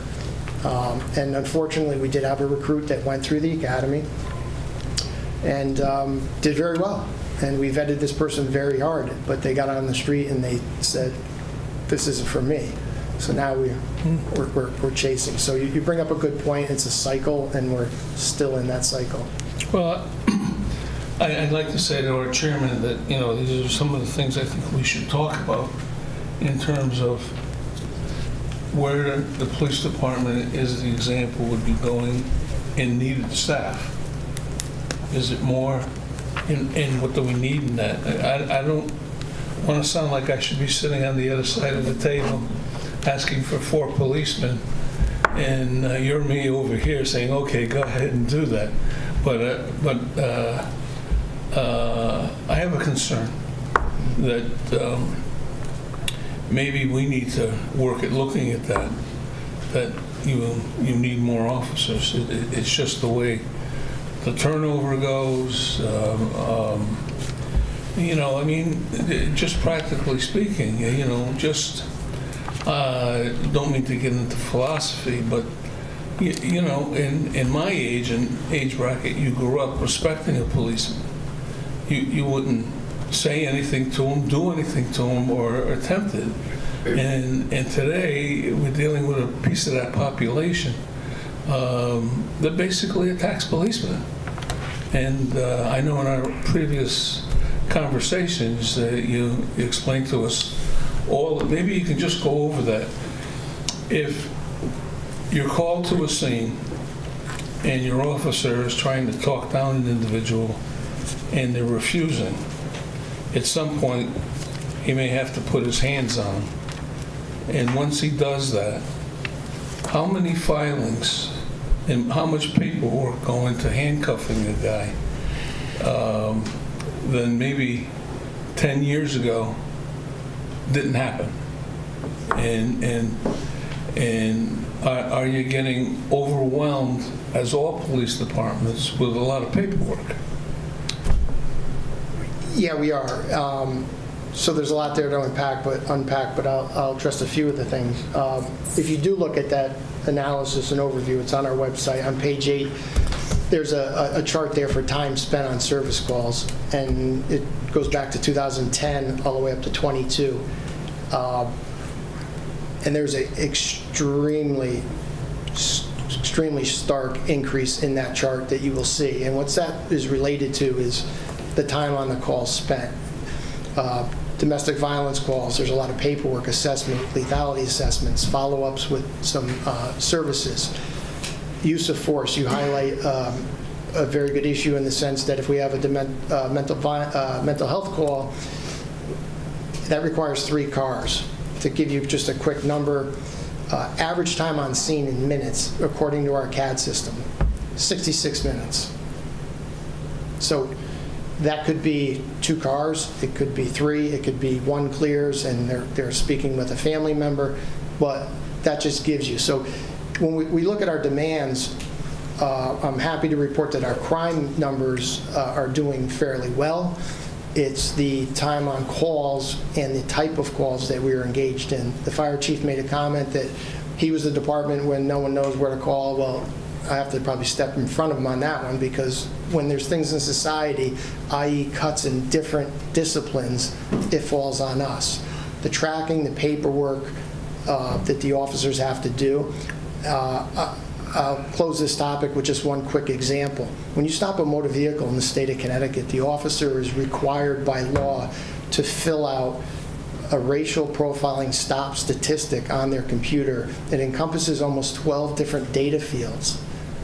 And some of you probably heard this in the news about, looking at that, and same thing with the state police. They're on the side of the highway putting these tags in. That extends to use of force, that extends to pursuits, that extends to racial bias crimes, that extends to family violence crimes, and the list goes on and on. Lieutenant Carangelo just came back from a meeting today with a 15-page manual the state of Connecticut is preparing for police departments, so they know all the data reporting that we must do. Thus, we have a crime analyst. Thus, the officers have to fill this out. So I think you bring up some great points. We're doing well. I think that the town has positioned us in a very good position. Would I like to have some expansion within the department in different areas? Yes. We're getting there. I do think there's some technology coming on board that you'll hear from us when we talk about our Axon contract that's coming up with the use of some AI for some documentation purposes. I don't think this is going to solve our problems, because as much as we clean something up, something new is going to come down this year and it's going to be put on us. So it is a vicious circle, but what we are seeing is it is taking us longer to do some things. Use of force is low. Our numbers are low, and I think that's a testament to the men and women who are out there being patient and doing what they need to do, and if it takes time, it takes time. Unfortunately, there is a percentage of the population that doesn't heed to that professionalism, and at that point, then it does become a use of force. So I do appreciate your concern, but I think we're on the right track. Thank you. Okay, thanks, Harry. Thanks, Chief. I got one quick question. Chief, with the new hires, you're funding them at Class A or 100%. Do they start out at C? And how long does it take to get to A? That's a great question. So what we do is we still, we're still kind of optimistic. Our first goal is to go certified, to track the certified officers. So if we have a vacancy or retirement, our goal is to get a certified officer. With that said, they meet the criteria for our grade A, and that's how we're recruiting them. We just onboarded a certified officer from another department. She will be starting with us next week. So we need that latitude to come in at A. In this budget, you'll see the 4 lower ones, which are the 2 additional and the 2 lower. Those are 2 A's and 2 C's. I need that ability to float that money to attract. If we get up to the plate and we hit a home run, great. If we strike out, then we go to recruit. But that's why you'll see that differential. Okay, thanks for the clarification. Yep. Okay, other questions on the operating side? Questions from members of the audience? Any additional questions on the operating for police? If not, thanks. We'll move on to the capital requests, which I believe start on page 63 of the... All right. As far as capital, I just want to point out one that's in our 5-year needs. Just really quickly, that's what they call drone first responder program. It is not looking for any funding in this budget. Just want to throw it on the lack of a better word, the radar. This is a program that is currently being used in some agencies our size. There is one Connecticut municipality that is going to be rolling this out soon. It is a drone that's mounted on the top of the building, the police building. It's tied to the CAD system, and it will deploy immediately in an emergency, and it will give us real-time information. Community our size, at this point, it's about $150,000 a year. I see some really good benefits coming out of this for the future. I think it's something we keep our eye on, so I included it in the 5-year capital. Vehicles. It's our standard ask for the 5 vehicles. What this will be is 5 marked vehicles. One of them will be a canine vehicle, 4 will be for the front line. Again, kudos to our Public Works Department, fantastic. They keep our fleet safe, keep our officers safe. These cars run 24 hours a day, 7 days a week, most of them. And then we have different lines of these cars that go on the construction jobs, which, depending on what we're doing as far as construction revenue comes in, we're in a little low right now, but I project that'll go up. The rest of the lines are pretty much standard over the years. They're really pretty much flat.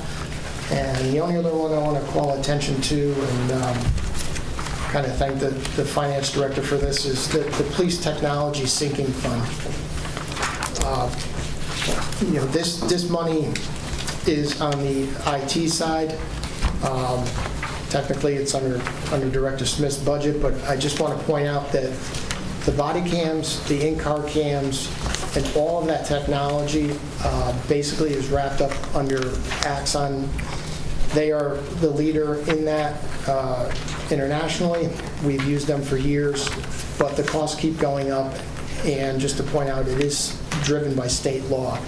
This is something that in 2020 they passed.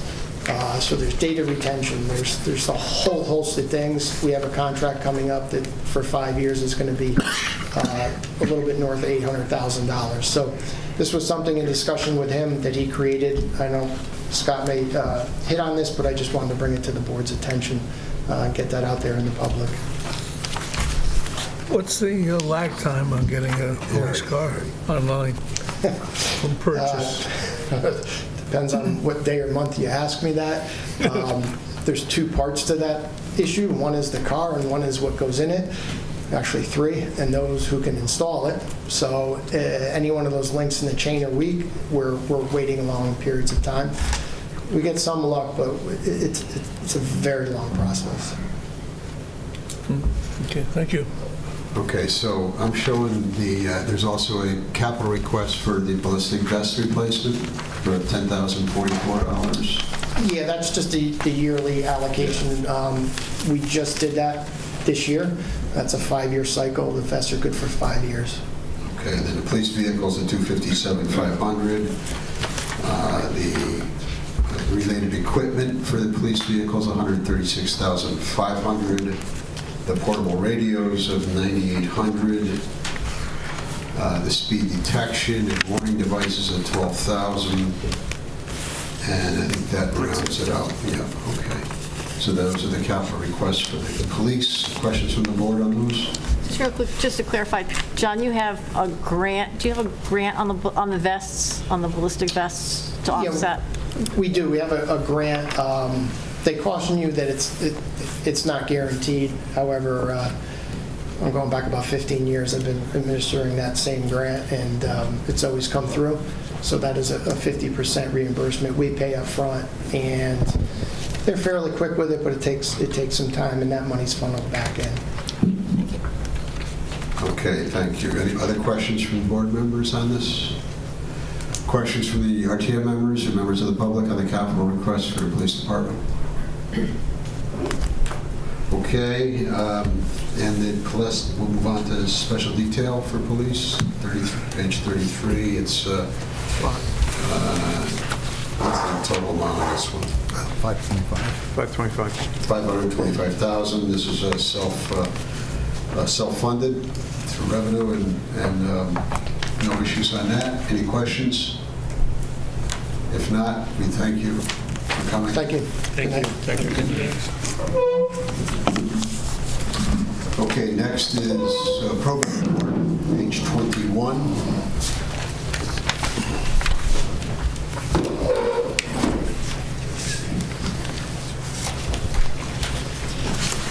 Good evening, Chuck. Thank you for the opportunity to present my budget. So the only increase relates to insurance. It's a relatively high increase, but I can't really control that. And I would note that after we prepared the budget, our scanners are a problem, and it looks like we're going to need new scanners, and I'm told that it's going to cost about $1,900 to replace the ones we have. The issue with the scanners came up after we submitted our budget, which is why it's not included. But it was suggested by Mr. Finch that I send you a letter just outlining that and possibly having it come out of contingency. Okay. Very good, Judge. The request is for $18,350 for the operating for the probate court, and then $1,900, which should likely be, would that be under your capital, or is that below the threshold? Below the threshold. So that would be, if we increase that $18,350 by $1,900 for a request. Questions from the board? Questions from RTM members and members of the public? Probate court. 17,920, but yeah. All right, Judge, you're all set. Thank you very much. Next up is IT.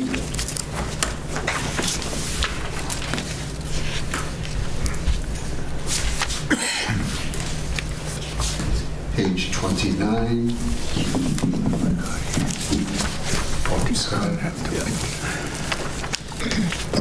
Good evening.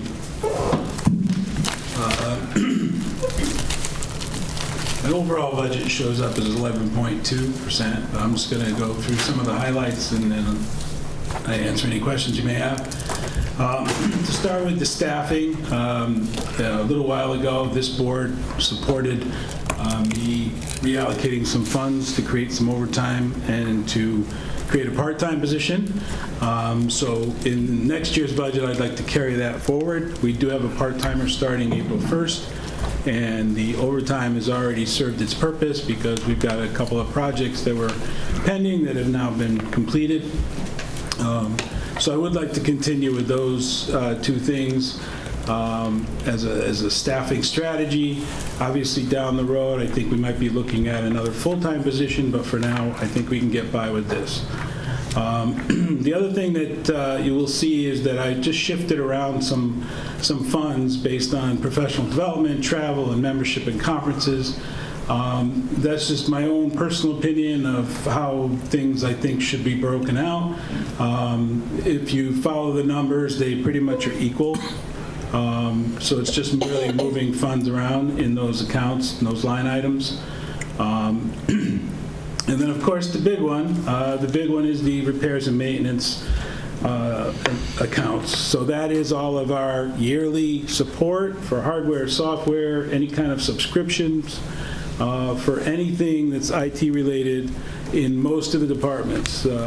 Pretty much all the departments, or most of them, have all of their subscriptions and their support contracts for everything in that budget line item. So you'll see a large increase. It's 28.9. I was able to remove some of it, the stuff that was there last year or this current year, but we had new products come into that line item at about $237,000, and then we were able to remove about $113,000. That coupled with the existing, annual increases of the other items, that's where we arrived at the what is it, 800. Yeah, 820, 616. Unfortunately, a lot of those are contractual. We can't really get rid of them. I mean, people are using them. It's part of the operation of the town. The biggest new things that came on is the OpenGov. There's two OpenGov projects, which is software for permitting, and the other one is software for asset management that Public Works is going to use. So those came in as a yearly, almost $150,000 between the two of them. So that's a big increase right there. So the other items down below, I tried to just offset that. We had some items that we could purchase this current year, which then I could take out of the budget for next year. So we tried to offset some of those, that large increase in the repairs and maintenance account, to reduce it down so that we could not have such a large increase. I know the budget, is got to keep the budget low, for obvious reasons. Plus, I'm the new guy, and I didn't want to come in with a 20% budget. So, right?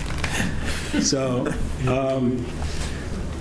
that's about it. I'm glad to ask or answer any questions you may have. Okay, so the request is $1,417,834 for the information technology operating budget, increase $142,948. Questions from the board? Pam? I'm sorry if I missed it, but just a question about, you said that you had overtime budgeted, now that you have a part-time person. Are you saying you want to continue with keeping the overtime in there in case you need it? Yes. Okay. So we started using the overtime maybe a month or so ago in this current budget, and then we funded a part-time position, but that person hasn't started yet. And so the 11,000 that you'll see is for this current year, and they're going to start April 1st and work 3 days a week. And then I wanted to budget for next year, so that's the $40,000 request. Okay, so you don't anticipate overtime going down then with the hiring of this new part-time person? I don't, but it may. It definitely may, yeah. Okay, thank you. Okay, other questions from IT? Questions from RTM members of the public? All right, Scott, you got off easy on that. Let's move on to the capital. So the capital, I have two items. I think it's page 1661, yeah. So I have two things in the capital. Basically, the police chief just mentioned one of them, which was the technology sinking fund. That is going to be a combination of payouts for two different contracts. One being the dash cams, and then we're in the second year of that contract right now, and it's a 5-year contract. And then we have a new 5-year contract for the body cams and all that entails. And so those are large contracts, but those I don't see going away because it's a state mandate, and we're kind of at the mercy of Axon. They are the leader in that technology. So there's really not much we can do about it as far as getting rid of them, being it's a state mandate. The second item is to replace the mobile data terminals in the cars. They currently are using Patrol PC, and they're having issues with those. So the chief and I have talked about getting replacements. We were looking at a couple different of technologies there, and hopefully we'll be able to find one that the police will like, and that's what that second capital item is for the $60,000. Okay, questions on the board on this capital request? Questions from the RTM members of the public? All right, Scott, you're all set. Thank you. Thank Scott, have the microphone. Yeah, I'm next. Do you have a question or you have a comment, sir? No, I'm actually filling in for Paula, so. Okay, you go to the next one. All right. So the next budget is the assessor on page 15. Thanks, Jim. Yeah.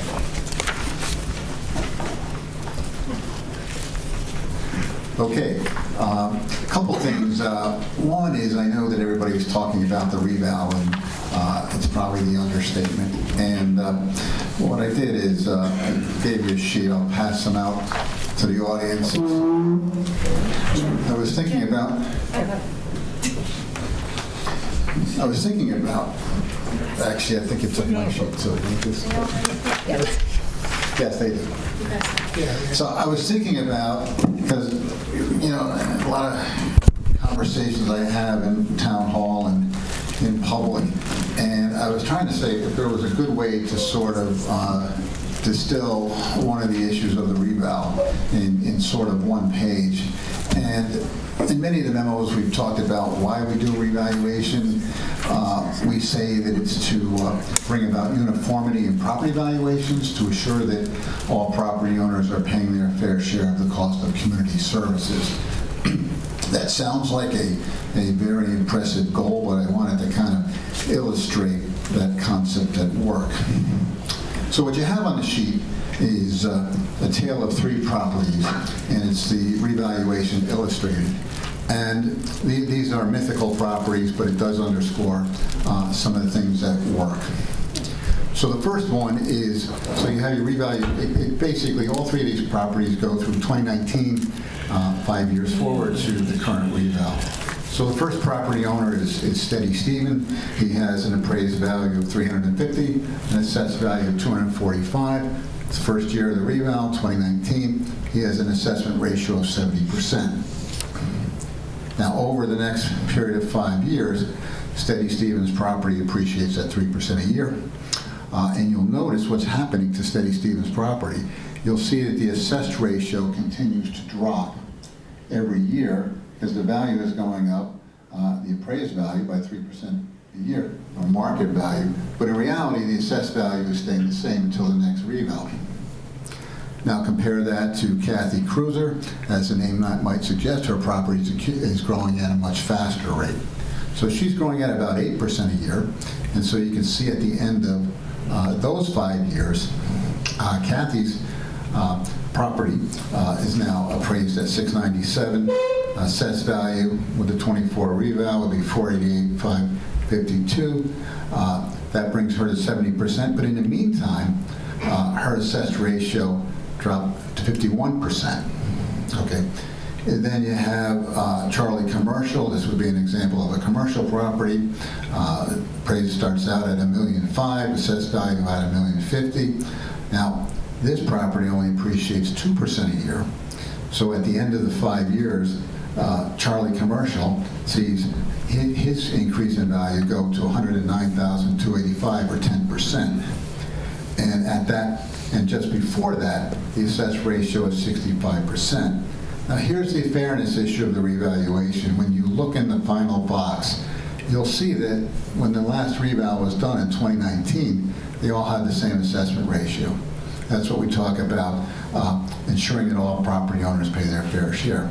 But because the markets are changing for each of these 3 properties, by the time 23 comes around, which would be last year's budget, you can see this, they're all paying different ratios. So Steady Stephen is doing 62%, Kathy Kruger's at 51%, and Charlie Commercial's at 65%. And the whole purpose of the revaluation is to bring them back to 70. But when that happens, you can see how it affects the properties differently. So again, in Steady Stephen's case, he sees an increase in value of 16%.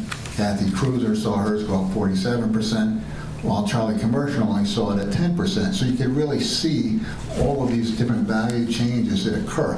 Now, this is only 3 properties. It doesn't include personal property or motor vehicles. But this really gives you a snapshot on typically what's going on in a revaluation. So. Yeah, thank you, Jim. Very, very informative. Okay, any questions on the board on Jim's initial presentation here? It's pretty self-evident at this point.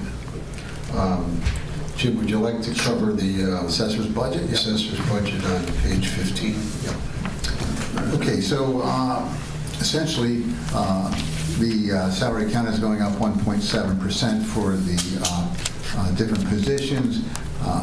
Paula Jensen is in the supervisors union, so that contract is will be outstanding at the start of the fiscal year. The other thing I want to point out is that They'll be requiring some transfers in the current year. They'll be transferring to the seasonal part-time help, and they'll also need to do a transfer for accumulated sick pay. Those will be transfers that you'll probably see coming to you in March or April.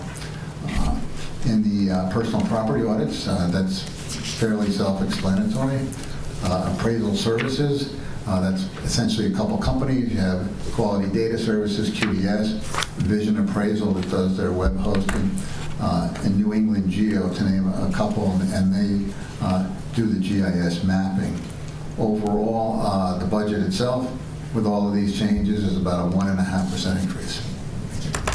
Okay, thanks, Jim. So the operating request is for $537,745, increase of $7,696. Questions from the board on this budget? Questions from the members of the RTM or the public? Okay. And on the capital side, for the assessor's office, there's, oh, somebody had a question? Question out there? Yeah. Doug? Yeah, come on.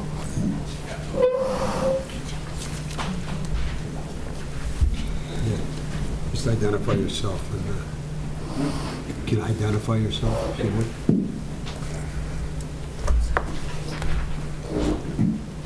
Hello, Josh Marshall from 186 Damascus Road.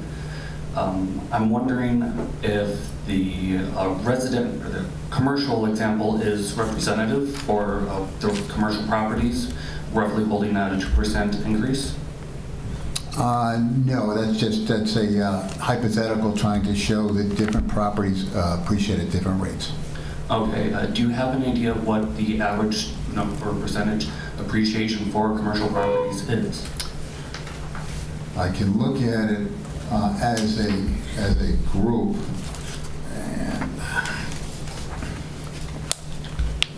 now I can't tell you exactly the percent that they appreciated, but I can tell you that as a percent of the grand list overall, that in 2023 fiscal year, commercial property represented about 17% of the grand list, and they're dropping to about 15% of the grand list.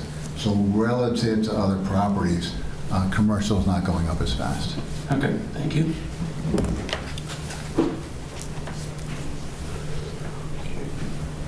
Okay, other questions? Okay, thanks, Jim. We'll move on to the capital request, which is on page 1 of the capital section. Okay, this is for the revaluation sinking fund. Like many of our sinking funds, this is when we know that we have costs. For example, the revaluation we know occurs every 5 years. In some years, it's a statistical revaluation, which it would have been in 2019. Obviously, the year we're in is a physical revaluation, in which they actually go out and to the properties themselves. And so the request is for excuse me, $75,000. We're taking a second look at that. We may be able to provide a haircut there, but essentially it's the same concept that we put money aside every year for the revaluation. Okay, thanks. Questions on this capital request from the board? Questions from the public on this? Okay, if not, we'll move on to the Board of Assessment Appeals on page 16.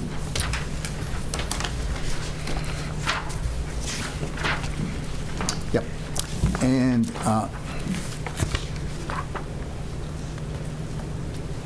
okay.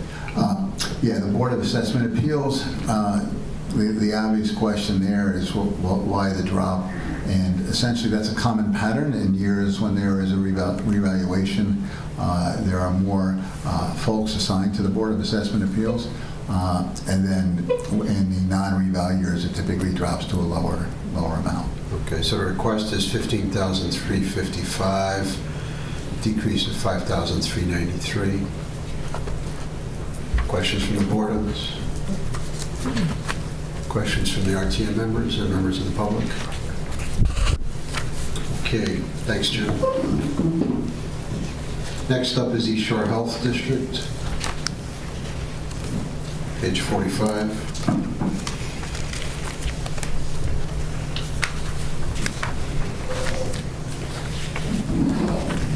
Hello. Welcome. So to start, I'm Amy Schultz. I'm the Deputy Director at the East Shore Health District. Mike is actually visiting his son who's studying abroad, so he's out of the country. And I have JP here, who's our business manager. Welcome.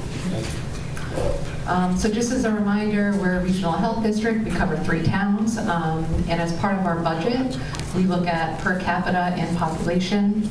So our board of directors sets the per capita rate, and that is at $14.08. We looked at the population based on 2023 census data, and that comes out 28,031. So that's where the number 394,676 came from. Next is we have our mosquito control budget. So we, at the health district, manage that contract, but those funds come directly through the town budget. And then we have the pump out boat water quality program that is 75% funded through the state. And then Branford is one of 5 municipalities who are part of the program, and that's where the $3,000 comes from. Each of the 5 split that. Okay, so the total request is $414,488, and we do have, do we have any detail of your budget? I don't think we've received that. I do have a copy that again now we can send you as well. Yeah, just send Jim the link and he can distribute it for us. So without that, but this is pretty standard from year to year. Do we have questions from the board on this budget request? Questions from the public or RTM members? And is there anything else you'd like to add as to level of services or anything else that might be relevant for us? Well, we're accredited. We're one of the few of the 5. That's a big deal because I guess the organization took about 10 years to get accredited by the state. So that's pretty impressive, and that happened on February 27, 2025. Well, it's a big deal. It's a collective effort of the group. Congratulations. Thank you. Okay. All right. I guess with that, without any other questions, good luck and thank you. Thank you. Okay. Next up is labor relations. I note that we're going to be hearing for the elections budget on Thursday, so that's a scratch for tonight. Margaret, welcome. Thank you. Page 20.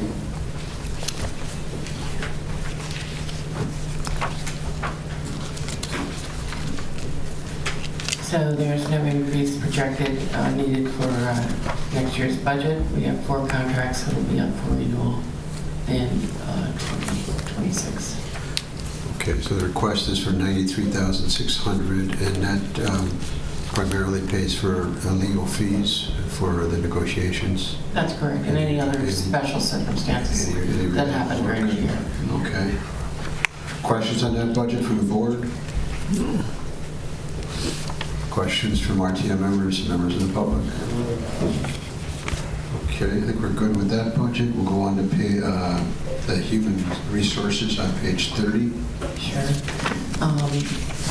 The only large increase requested is under our Human Resource Information Systems Management System.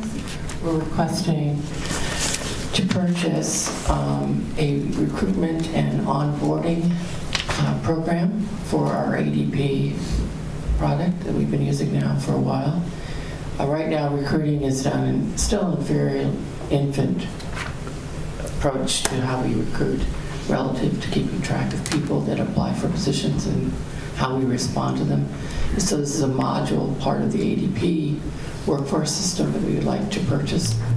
And we did some strong negotiations to get to this amount of $13,000, including no increase in our contract for the next fiscal year for our main system.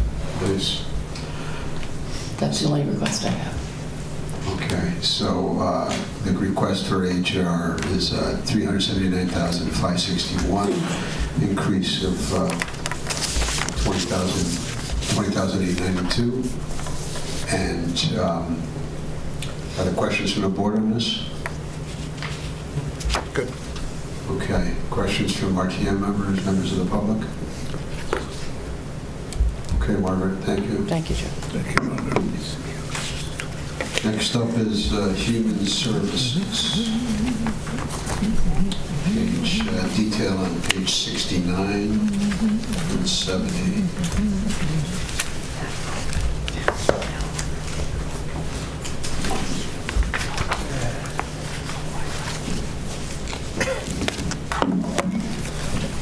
Welcome, Peter. Thank you, Joe.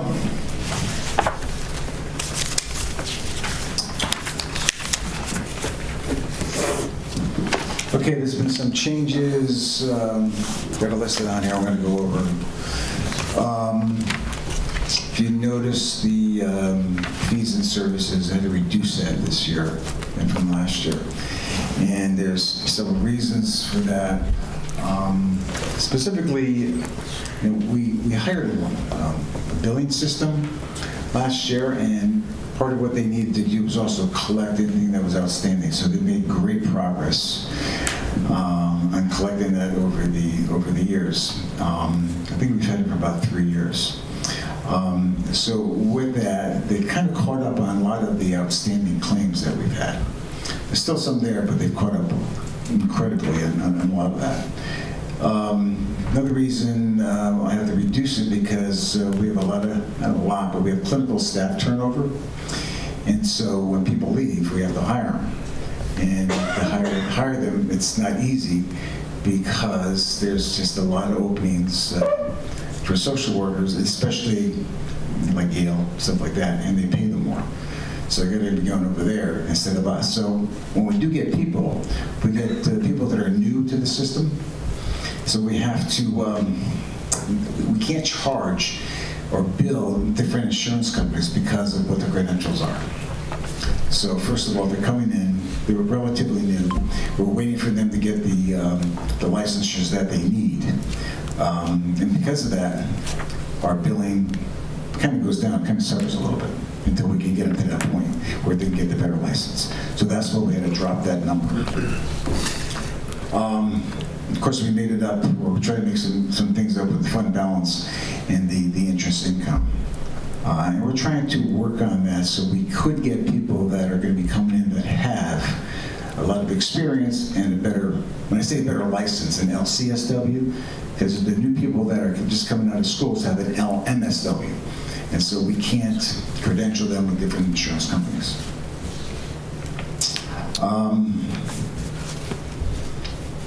The other area is the seasonal part-time. We had a reduction there because we have an APRN. An APRN is an advanced practice registered nurse. And we had one on staff, but she decided that she didn't want to work anymore. And instead of replacing her, what we did was to move the people that she was seeing, the clients that she was seeing, to another contractor, which is another APRN. So there's a reduction in the seasonal and part-time.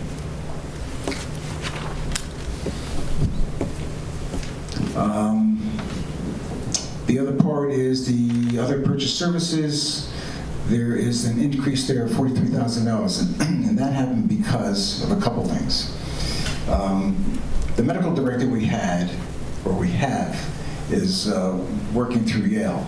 What he asked to do is to break away from Yale and work for us directly, which was good because we saved around $22,000 in hiring him directly and not through Yale. But we also had to increase the APRN that we had as a contracted service because we lost the other APRN who was part-time.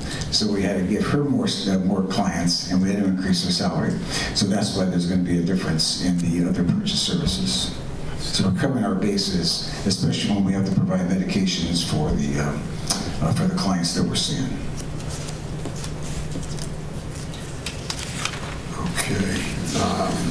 So the recap on this is there's revenues of $2,092,494 in this this is a special fund, with the amount from taxation at $1,288,494, an increase of $62,000.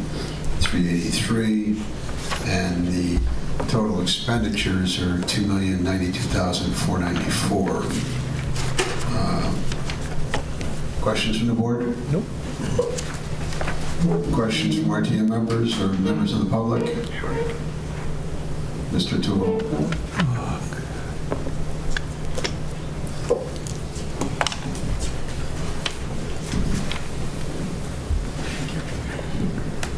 Thank you, Mr. Chairman. Just would like to know the amount of the Human Services Fund balance, please.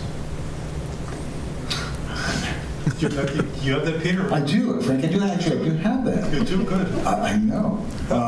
What I was told is $1.4 million. No? That's what you told me the other day. Yeah. 1.4, Frank. Thank you very much, Peter. You're welcome. Is that audited? Oh, no. That's a finance guessing. Okay. Other questions? If not, you're all set, Peter. Thanks. Next up is tax collector, page 17.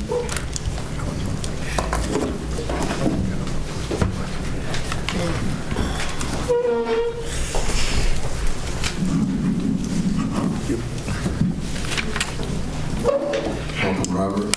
Good evening, everyone. Moment here.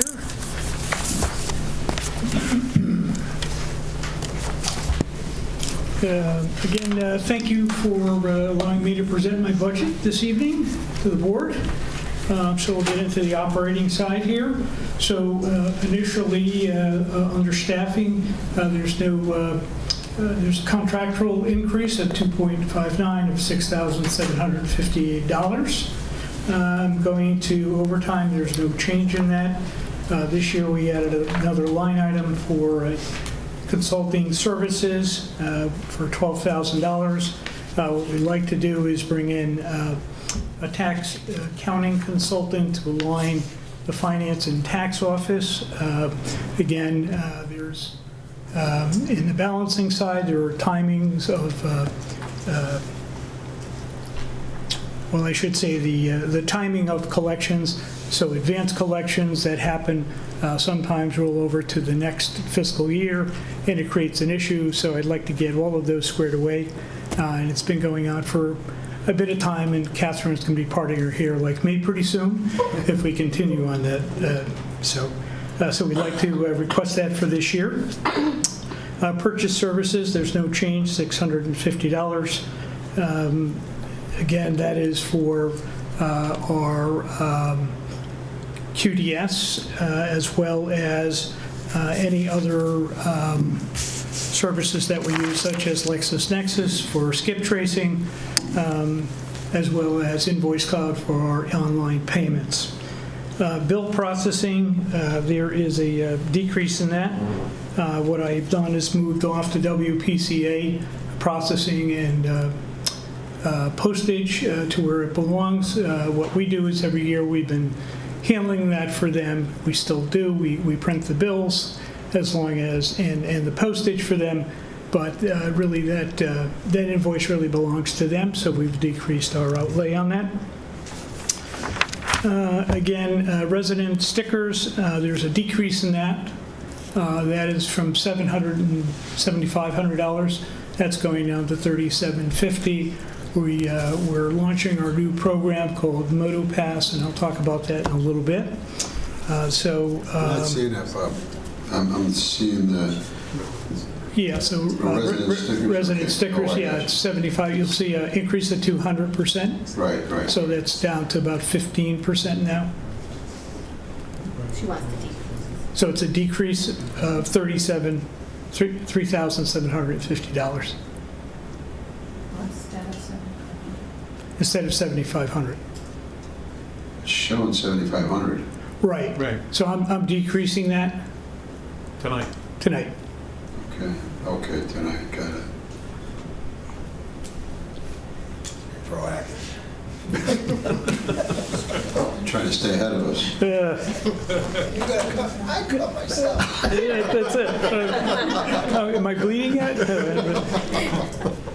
Again, online services, so that again is the motor vehicle department for processing put-ons and takeoffs for motor vehicles, for delinquent taxes, along with, again, the invoice cloud piece. Postage is increased by $10,000, so it's $45,960. The reason for that is there's about an $8,000 increase in the announcements that we're going to be doing for the MotoPass once we get that put together. So there's about 21,000 postcards that we'll be sending out announcing that. Advertising and printing and binding, there's no change in that. Again, June, August, and December, we have to post in the newspapers for the timing of collections, and that is for obviously July, September, and January. So that is our legal notices. Supplies, no increase in that. I'm sorry, there's an increase of $150. So it's $3,752, which is about a 4.16% increase, and that's for general supplies. Again, there's a state fee at $350,000 for, again, MVD online. And then our memberships and conferences, there's no change in that. And our tax refund, there's a $275,000 this year from $429,000 and change. So there's a decrease in that. Jim and I discussed that, and again, we feel with the reval, most of the settlements have already been done. We have a few still hanging out there. What still will happen is the leasing programs will still be coming in. We'll still be doing refunds. Again, remember, there's a July 1 payment for automobiles. So you're paying that tax all year long for the entire year. You may have a rebate coming because you sold the car got totaled, or you traded the car in. So that is my budget as presented. And I have some highlights, Joe, if you'd like to hear that, or? Sure, go ahead. Okay, just to give you an idea of where we sit today, as far as the collection rate from our system of record QDS, we're at 98.42. So our real estate collections are at 99.03 right now, and our personal property is at 96.63, and our sewer utility collection sits at 94.75. Last year's rate is 99.27, so we're going to try to match that or beat it. Our major focus has been on personal property collection enforcement. Just a few examples of what we've collected this year. These are GL years that go all the way to 23. So one account for 2016, I've collected $143,398 on. Another one from 2010, I've collected $19,890. Another unit, 2017, $27,400. Another one from 2016, $289,000. And one from 211, which I have collected $100,000, and I'm still working through collecting an additional $103,000. So again, we're really focusing on obviously real estate and automobiles, but really the more difficult collections are the personal property side. We also brought in a third-party vendor to work on those motor vehicles and other small personal properties. So we brought them on in March of last year, and so far they've collected $115,000 going back to 2009. So remember, a lot of these automobiles don't exist anymore, and they've been successful in helping us collect that. So that is TaxServe, so they've done a great job. And the MotoPass that I was talking about earlier, getting the postcards out on the announcement, that's where, again, you're going to be able to order from your home beach stickers and transfer station passes. So you'll be able to do that 724, 365. We've done that in partnership with QDS. So it'll be a big relief for the folks in the tax office, putting those stickers together. The great thing about QDS is they're a system of record, so they know exactly whether an individual is delinquent or not. If they're delinquent, they're not going to be able to get it passed. They need to come into our office and speak with us. So, when does that come online, Bob? Well, we're just about ready to do some testing, and I think I could probably launch that by July. Okay. So we physically handed out about 11,000 stickers already this year, just to give you an example. And that's all I have. Okay, great update. So the total request is $672,446 for the operating budget for the tax department. Questions from the board on this? Questions from RTM members of the public? Okay, all set. Yeah, Joe, and I just have the capital there. Capital is 86. We've been talking about this, and really, the reason for the request really is it's a matter of function and security. Again, the counter really needs to be hardened. I did have the PD come in when I first got there just to take a look at what their thought was. Again, my background has been retail banking, so I've worked in the branches before. So it's something that we really need to look at. Again, the ability for a taxpayer to reach over the counter and pull money back, it's a very easy process for them to do that, or take anything else off that counter. Plus, it's not very conducive for the staff. There isn't any room for computer screens, so we can't update them. So it really needs to be looked at. So I just wanted to bring that to your attention. So where do you envision this going? This is your request, is capital request of, looks like $100,000? Yeah, so you could probably do it for less than that. Jamie and I had a discussion with the police department with the modular units that they're using over at the firehouse. Possibly when they're done with those, that could be, coming over for the desk portion of that. But the counter would be something different. It would be a lot less than $100,000. Right, but you have this under design versus construction? Yeah, it went into the wrong slot. I Okay, apologize. so this is really to get it done? Yeah. Okay. Okay. Questions on this capital request? Okay. Questions from RTM members of the public? All right, Robert, thank you. Thank you. JB, you have something to add on this? I think I'm next. Oh, catching up on you, okay. Thanks. So next budget is the executive budget on page 12. Yep, all right, thank you. Requested budget is $347,779, an increase of $3,659, just a modest increase of 1.1%. Nothing to read about in the paper.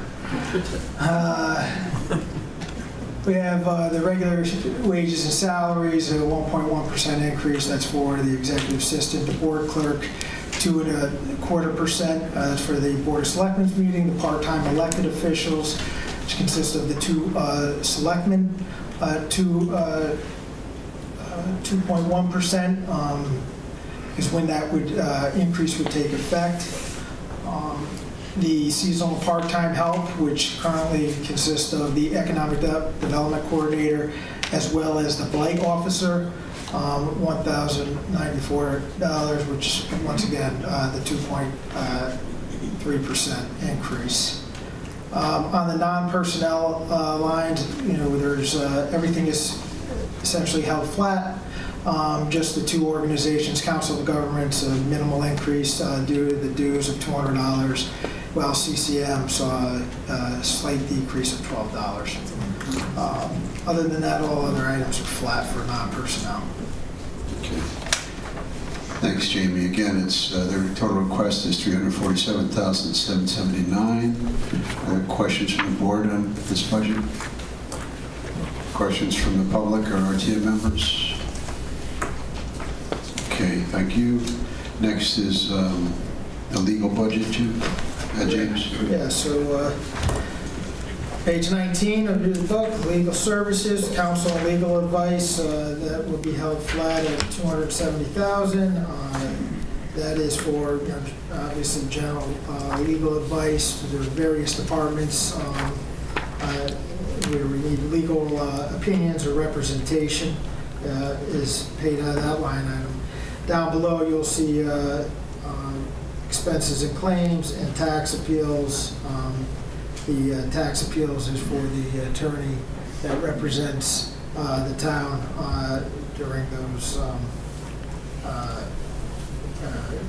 efforts regarding that. So that is held flat as well for the next fiscal year at $150,000. Okay, so the request for legal service budget is $450,000, unchanged from prior years. Questions from the board? Questions from the public or RTM members? Okay, thanks, Jamie. Next up is legislative on page 11. Lisa? Thank you. Legislative ask is $20,432, of which personnel is up $249, and that's for the 3 stipends, 1 RTM moderator and 2 clerks. And the non-personnel, $9,100, is an increase of $1,200 in the advertising budget. This is kind of a moving target based on how the calendar falls with timing of the board, when the Board of Finance meets versus when the RTM meets, and which paper deadline we can meet. So, for instance, in this current year, we have 7 meetings. 4 legal notices ended up in the New Haven Register, which is much more exorbitant than the local Sound newspaper. So for the current budget, we are in a shortfall of about $580 with 3 more meetings to go. So maybe we might need to increase this from $1,200 to more, but I would imagine that the law ordinances budget will still have a little bit money left over, although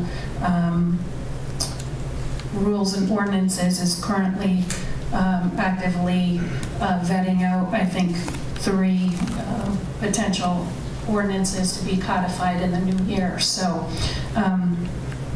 it's kind of a wing it line.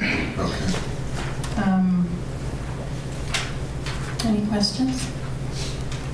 Okay, so the request is for $20,432 for the legislative budget. Questions from the board?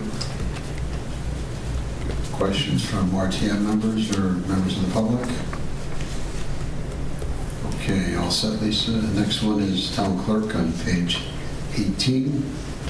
Thank you. The town clerk ask is $299,666, down by $9,100. Any questions? Just kidding. So you'll see that big swing was in accumulated sick pay. We had a retirement of a member that was on staff for 30 years, and we had paid that out in August. So we have a fairly young staff now, and we won't have to worry about that for a while. The regular wages is 3 full-time town hall union employees. Their contractual increase for FY26 is 2.5%, which is unchanged over current year. On the non-personnel side, $29,800. I'm proposing to increase the professional development and memberships because I do have 3 new staffers that I'm working on getting up to speed on certifications, as well as they are eager to participate in conferences and professional development training, which is refreshing. And then office supplies and vital records, just small increases of $100 each on those line items, and those are offset by the decrease in purchase services. Okay, request is for $299,666 for this budget. Questions from the board? Questions from RTM members of the public? Okay. So, Joe, I did want to just give a little update on revenues. So for this current year, we are on target to meet our revenue goals. In fact, we're year-to-date over by $63,500 on real estate conveyance. Granted, that's a real tough number to predict. We kept that number the same for FY 20, excuse me, I said 26, I meant 25, current year. For next year, we're keeping that number the same, but with the real estate market, it's very hard to predict. And then I talked about dog licensing earlier. We're at currently 1,283 dogs, up from last year at this time. That's all. okay. Thank you. Thank you. Okay, for tonight, we will again recess until Thursday, March 20th at 7 o'clock to begin the rest of the presentations. Thank you.